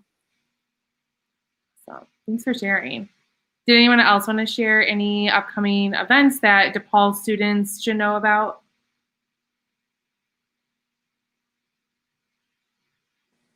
Can you hear me? Yeah. Okay. Yeah. Oh, sorry. I think the problem was on my end. Sorry. But yeah.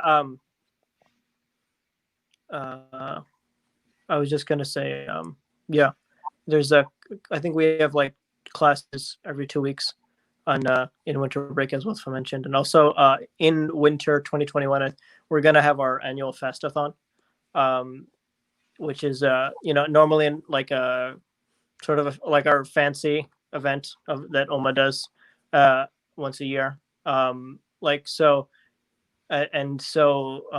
I mentioned before, we have it's mandatory to fast in Ramadan, but it's always virtuous to fast any time of the year unless it's the day of Eid, something like that. So like around in like mid-February we'll have a day of fasting, and we'll and at the end of that day we'll all break our fast together in like a big sort of event for in fastathon. And so like we'll invite a guest speaker, and we'll invite anyone from DePaul who wants to come, not just Muslims, and we'll also raise money for a charity as well. So that's in February. I remember last fastathon, which was 10 months ago. Wow. It was people particularly enjoyed that one. Because it was one of like, to be quite, it was like the last sort of big thing we did in OMA before like we went into quarantine. And like that specific, it was it like the way just that specific one is just a very memorable one, because like not only did everything just go smoothly, but like it was just everyone just had a really nice time. It was just kind of unexpected, but it was so that was February 13th, if I'm remembering correctly. So the next one should be it's going to be obviously virtual, as I've been told. I don't know when the exact date is, but look for it in around February, inshallah. Yeah. And where can students find out about these events? Is it on D-Hub or your social media? Where's the best place for students to go and find more information? Our social media for sure. I'm awful with D-Hub. I just avoid D-Hub at all costs personally, but just because I don't know how to use it that well. But our social media has everything. I think it's at DePaul Umma, like DEPAUL and then UMMA. I'm almost positive that's the handle for it.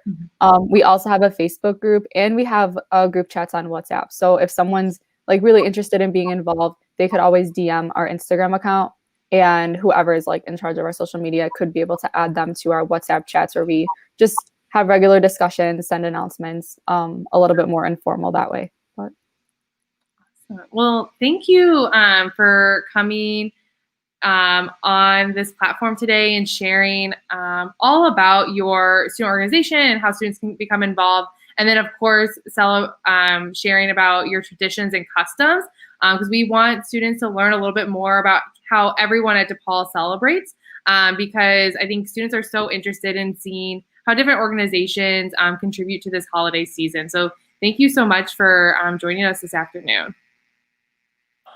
Thank you so much for having us. Yeah, of course. So as you said, please check out UMA on social media to learn about their upcoming events.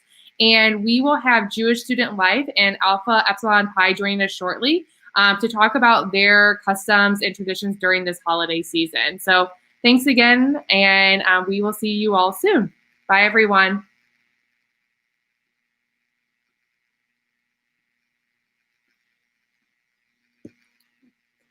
Awesome. So we are going to be having Jewish Student Life and Alpha Epsilon Pi join us very shortly. So we will be right back, and you will see them soon. Bye, everyone.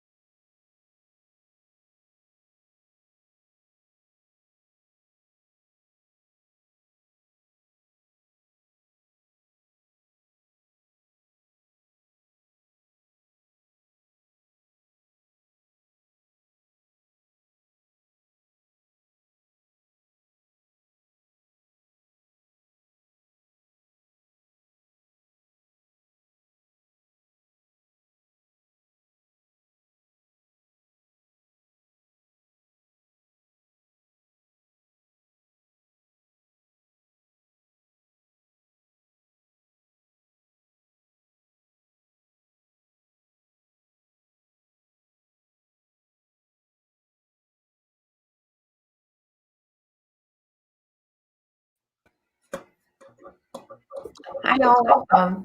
Hello. Hi, good to meet y'all. So thank you so much for joining us. Today we have Jewish Student Life and Alpha Epsilon Pi joining us today. So if y'all want to take a few minutes to introduce yourself.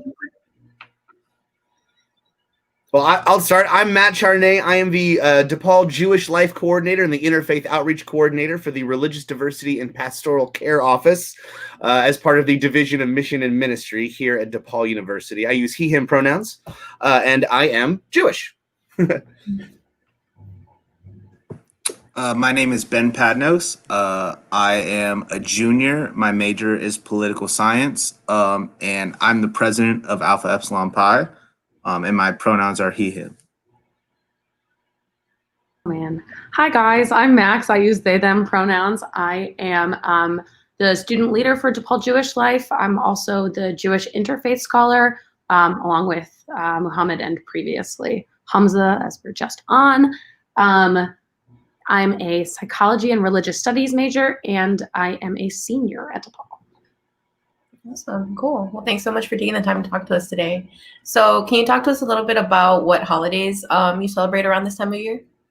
Absolutely. So we're kind of coming off a tail end of a lot of other Jewish holidays, but I think the one, and not that we've been asked to talk about a specific holiday perhaps, but there is kind of a general holiday that Jewish people do celebrate around this time of year. And Hanukkah seems to be that one. However, it's actually a pretty minor holiday in the tradition of Judaism. When we look at like the importance of holidays, it is definitely in the minor holiday category. The holiday of Hanukkah is basically a military victory from a small group of soldiers thousands of years ago. So around 168 BCE, King Antiochus, a Syrian king, sends a group into Jerusalem to ransack the temple and to say that Judaism is no longer legal. Then a small group of Jewish soldiers known as the Maccabees or the Hasmoneans revolt, and after 2 years push the Syrian army out of the temple, and we get the actual name of the holiday Hanukkah is dedication or rededication. And so then they are able to rededicate the temple itself back to like the Jewish faith. And so actually that's where the real kind of traditional, more popular story of the Miracle of Hanukkah comes in. So I kind of bored you with the history lesson version of Hanukkah, but I'll let Max or Ben take over the kind of more Sunday school fun Miracle of Hanukkah story. So guys, take it from there. Absolutely. So basically, at one point, the Jews are forced into a temple, and they only have one night of oil. And there's supposed to be more oil coming, but it's supposed to take 8 days. And this is the eternal light is what they have to keep lit. It's supposed to stay lit all over the Torah 24/7. And so they use this 1 day of oil and they think it'll go out, but it lasts an entire 8 days. And that's the Miracle of Hanukkah. Anything to add, Max? Yeah, that felt pretty sufficient. It's interesting because actually until like, I'm going to say this morning, that story that Ben just said was the only story of Hanukkah I knew. And like, I grew up in a pretty conservative, like Jewish home. Conservative Jewish doesn't necessarily mean same thing as what we think of when we think of the word conservative. But anyway, a pretty practicing Jewish home. And I think it's kind of surprising, honestly, that was the only version of the story that I ever really heard. Again, not the most important holidays sometimes. So when we're taking time out for Jewish education and learning holidays, we slip in some Hanukkah lighting here and there for students, but a lot of the attention is paid to some of the bigger holidays. That's right. And actually, Ben, to add on to your quick story, nowhere in actually Hanukkah doesn't appear anywhere in the Torah or in the Bible in the Old Testament. So it appears in some other writings later on, and it never actually really talks about the miracle of the oil that we hear about. That comes later in the Mishnah and the Talmud. So some rabbis many years later kind of slipped in this miracle of the oil story on us too. So there's lots of different things going on during Hanukkah. But I like to think that not only the miracle of the oil, but a miracle of a very small group of soldiers being able to fight off a very strong army coming at them. So that's kind of a dual miracle at once. So I think that was a lot of information about Hanukkah all dumped in your lap at one time. I think that was a lot of great. So I think it makes sense. So can you talk a little bit about in what ways you guys celebrate Hanukkah, like in your homes? Is there like a specific way that this manifests or anything? So there's some very specific ritual that we do during Hanukkah, and I have a few of the symbols here, but I'll let Max, since you were saying that your family definitely does some of the ritual, but not a lot of the storytelling. What are some of the rituals of Hanukkah? Totally, yeah. So as most people know, Hanukkah lasts for 8 nights. Jews, like Muslims and some other faiths as well, we start our holidays at night. So when we say 8 nights, we actually mean 8 nights. So usually it ends up being 9 days.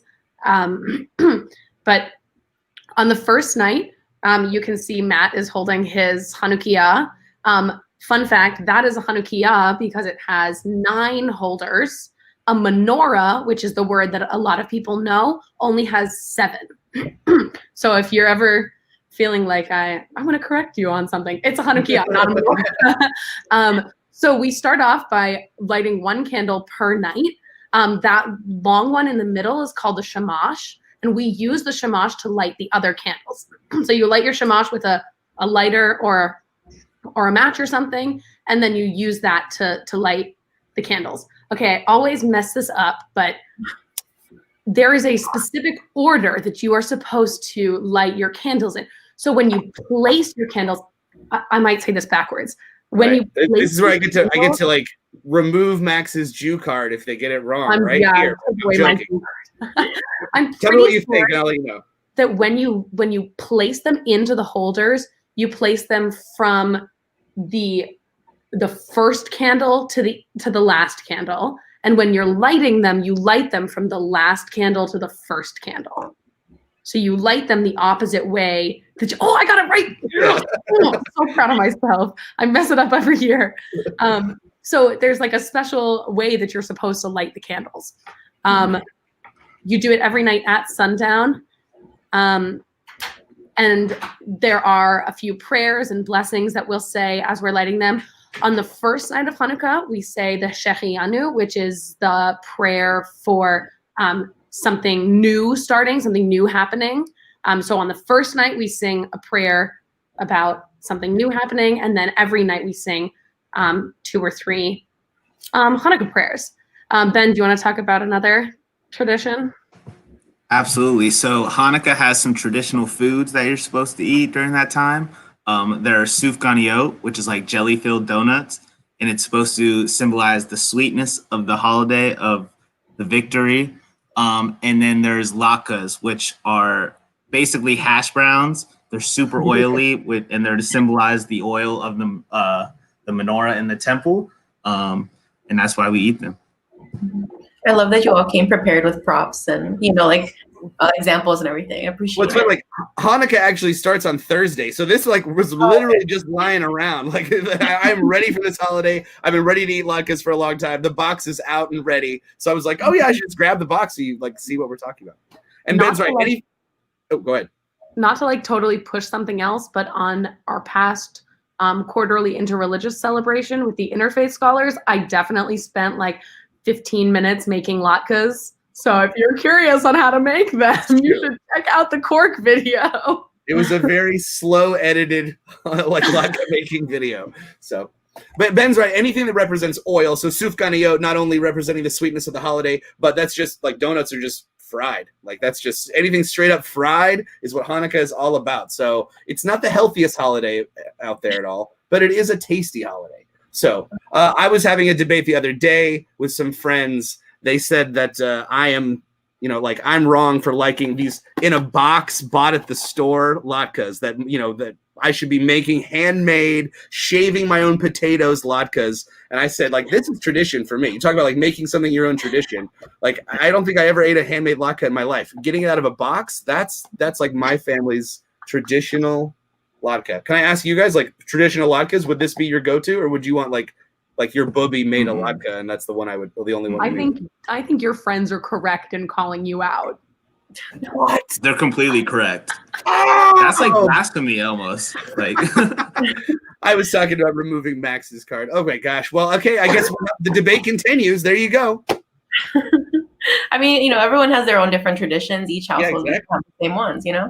But yeah. Well, now I want them to make me some latkes. I want to taste them. So. Well, you're already ready with them. Okay. The final thing I'll usually, and I think we're kind of leading into the next question as well anyway, but actually the next question would be symbols and things of the holiday, right? Yeah, you go ahead. This is the last kind of when we talk about the menorah, we talk about latkes, and then we have the always popular dreidel, because if we have a holiday program that doesn't have dreidel in it, what kind of holiday program would that be? Max, Ben, you want to take a stab at what dreidel is and what's the 30-second explanation? I can do it. 30 seconds. I don't know. Wish me luck. That might be easier said than done. So basically, dreidel is a betting game. I am honestly not going to lie. I'm not really sure how it came about. But the symbols on the dreidel are 4 letters: Nun, Gimel, Hey, and Shin. And it stands for a phrase. It stands for Nes Gadol Hayat Sham, which means a great miracle happened there. So it's talking about, supposedly it's talking about the 8 nights, but as we've learned, that's not really the actual meaning of the holiday. So I probably just learned it wrong in Hebrew school, and it's actually talking about the winning of the military battle. Go ahead, Matt. Oh no, I think Dreidel's kind of taking on the miracle of the lights. Yeah. Like I think they're all kind of supporting each other's story. So yeah. I think you learned right. It's funny that it is really a betting game. I was saying earlier when we were talking about this, when my brothers and I would play dreidel when we were growing up. I have 2 older brothers. If you can imagine, my mom would get us each this giant bag of gelt, which dreidel used to be used with betting actual money, and then some genius decided maybe we should stop giving small children so much money to bet with. So they started giving us chocolate coins instead. My mom would get each of us a big bag of gelt, and then we would spend like 2 hours playing dreidel and like betting each other, and I would end up losing most, if not all, of my gelt because I'm not very good at betting. But basically, each time you spin the spinner, you land on a different letter, and the different letter either lets you take some of the pot, just a few things in the pot, or you have to put something back in the pot. So yeah, it's like a fun little holiday tradition that I think almost every Jewish child plays. I learned how to spin a top when I was way younger than most of my friends learned how to spin tops. The quick story I've always been told, Max, is that the origin of the dreidel actually comes from the time period of it being illegal to practice Judaism and to study Torah. And so this was like a way that you could secretly study Torah and still practice Judaism while under the watchful eye of the Syrian army. So that's the story I was always told of why the dreidel exists, is kind of the subversive tactics of still trying to hold Jewish identity close to you, while it being rather difficult to do that. And so, yeah, that's always the story I've been told about the dreidel itself. The other quick thing is, if you get a dreidel that's closer to where the story took place, if you're buying a dreidel closer to the location of Jerusalem, then it actually has different letters on it. It says Nes Gadol Haya Po, which means a great miracle happened here instead of there. So you can tell where your dreidels from in the world on what letters it has on it. So, where is your dreidel from? This is a cheaply made, mass-produced, good old American dreidel. So I think I get many buckets of these, and then the tiny little plastic ones. I was going to say, I'm very bummed. Dreidels that every teacher has 1.5 million of, and it's those wooden ones, and then the really itty bitty plastic ones. Jewish Life usually is sitting out, throwing out the buckets of dreidels this week to everybody. So next year I'll give everyone 2 dreidels because we missed you this year. So. Oh, awesome. Well, thank you. I love seeing how passionate y'all are even about this. I know you said it's a smaller holiday for y'all, but it's so nice to see you guys so passionate about it. So can you tell us a little bit more about any other traditions or any special moments for y'all during this holiday season?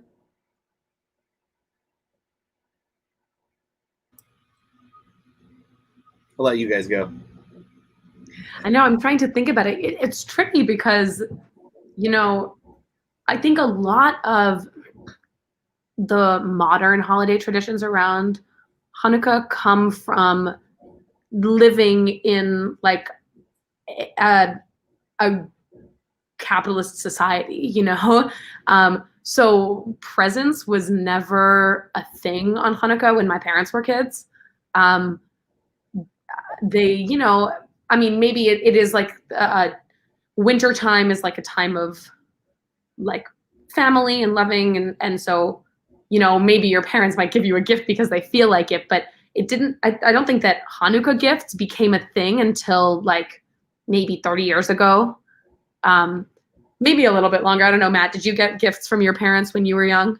Well, I was going to say more in the history of Judaism, it's never been a thing. More the turn of the century, 1920s, when we see a big influx of American, Jewish immigration to America, in the late 1800s, and it's this kind of assimilation a little bit, but more living an interfaith life of wanting to kind of be in camaraderie with everybody else around you. We're doing similar things about lighting up a dark time. These are the darkest days, literally, of the calendar, so we're all lighting things up. They're lighting trees, we're lighting menorahs, we're all adding to the light of this dark season. And it kind of just, like you said, there's probably some capitalism nudging there of why don't you spend more money on cards and gifts too? Right.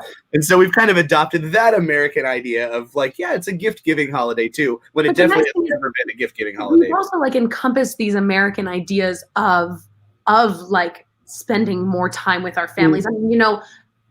At the beginning of the year, when I think beginning of the year, I think beginning of the Jewish year, which is at Rosh Hashanah in September. So the beginning of our year, we have a ton of really important holidays, and that's usually when you're spending time with your family, and you go home for the high holidays and you go home for Passover.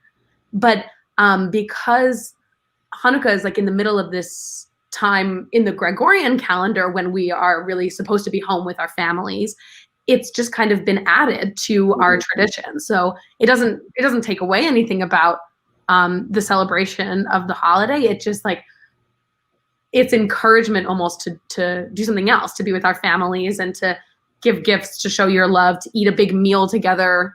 Right. Bonus.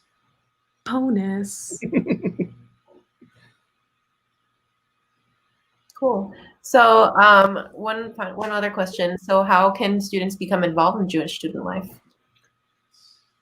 You want me to take this one? Well, Ben, I'll let you go first. As the president of AEPI, how would a young Jew at DePaul get involved with AEPI? The best way is you can feel free to look at our Instagram page. It is AEPI DePaul. And then also we are starting recruitment this upcoming January. And so you can look on D-Hub for that information. There will be information probably on the Interfraternity Council Instagram page, as well as our own Instagram page. And you could probably even ask Matthew Charnay as well. He probably knows a little bit about it too. I would probably direct you back to you, Ben, but yeah, you can definitely hit me up. Yeah. And Max, being the social media coordinator for a lot of Jewish life, why don't you take it away? How can students get involved with Jewish life? Yes. So I would say back, when we were in person, and in the future when we will be in person, come to room 340 in the Jewish in the Jewish Life Space. That is the Jewish Life Space in the Student Center. Come to room 340 in the Student Center on Lincoln Park's campus. That is like the #1 way to get involved with any Jewish students. If you are just looking to hang out, we've got couches, we've got a TV. It's just a really nice community space to be around. I know for a fact that both Ben and Matt agree with me because I see them in there all the time. If you're ever looking just to hang out with some people, that's how I got involved in Jewish life 4 years ago. I just showed up one day and I didn't leave since. So I still end up there pretty often. As for, today, because we live in an imaginary online world, I would say keep up on social media, check out our Instagram. I believe it is DePaul Jewish Life. On Instagram, there's another one that's like DJL DePaul, but we lost the password for that one. So don't try to follow that one. We won't do anything. But we are trying to have some Zoom hangouts every once in a while. People are popping on. If you're just looking for some company, some people to talk to who have similar life experiences as you, then just hop on Facebook also, DePaul Jewish Life on Facebook, and we post all of our events and things on there. And just to echo, it's just a click. I know it's so difficult, and I've been in conversation with a lot of freshmen and transfer students, and it's so difficult in this time to want to put yourself out there to do anything besides just the absolute have-tos of class and Zoom. Trust me, another Zoom call is never what I think I want in the moment. But then sometimes when I'm actually in the Zoom call talking with someone, I'm really glad that I actually pressed the link and went into it. So that's just my plea as an educator and as anyone around DePaul, just it's low-hanging fruit. Come hang out, right? And we do have an upcoming I was gonna I'll light the Hanukkah menorah live on Facebook. The ritual only takes about 5 minutes, but I'm definitely gonna do it on this Thursday, the first night of Hanukkah. So check it out on DePaul Jewish Life Facebook. Awesome, yeah. And do you have any other upcoming events that you'd want to highlight as well, related to Hanukkah or not? I probably won't light every night live on Hanukkah, probably just the first night. So I look forward to maybe you guys can post your own lighting Hanukkah menorahs and give them to me. But I do think we have a few upcoming events. Max, upcoming events for DJL? Yes, we do. We are hosting a Shabbat. Is that? Oh no, you're lighting on the first Friday when we're back. And then the first Friday when we're back, we will have another Shabbat. There's also, again, this is me kind of leaning towards my interfaith because I am an interfaith scholar as well as Jewish life person. But we have our winter quarterly interreligious celebration on, I want to say February 15th. I think 18th, I think. February 18th, my bad. So keep a lookout for that. That'll be posted on, I can probably convince everybody in Division of Mission and Ministry to post about that one, actually. But if anyone out there events besides recruitment. Yeah, Benjamin. Check out our Instagram page over the Nights of Hanukkah to see what all of the brothers are doing during this time. We'll be posting every night. Other than that, our next events are going to be recruitment. It'll most likely be all online. And the Zoom links will be distributed as needed once we're closer to those dates. Awesome. Thank you. And thanks so much for sharing all of your knowledge about the holiday and just Jewish traditions in general. We so appreciate it. So is there oh yeah, of course. So is there any last thing that you'd want to want folks to know about for Jewish tradition or Hanukkah or anything? The traditional kind of Jewish holiday phrase to kind of cover your tushy on any holiday, you could say Hag Sameach, which is happy holidays. That's just a very general kind of Hebrew word you can use to any Jewish person you know around this time.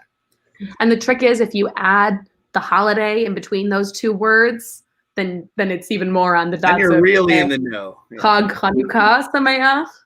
There you go. So Chag Sameach to everyone celebrating every holiday out there. Chag Sameach. Yeah. Awesome. Well, I try to say it again, but I feel like I can't.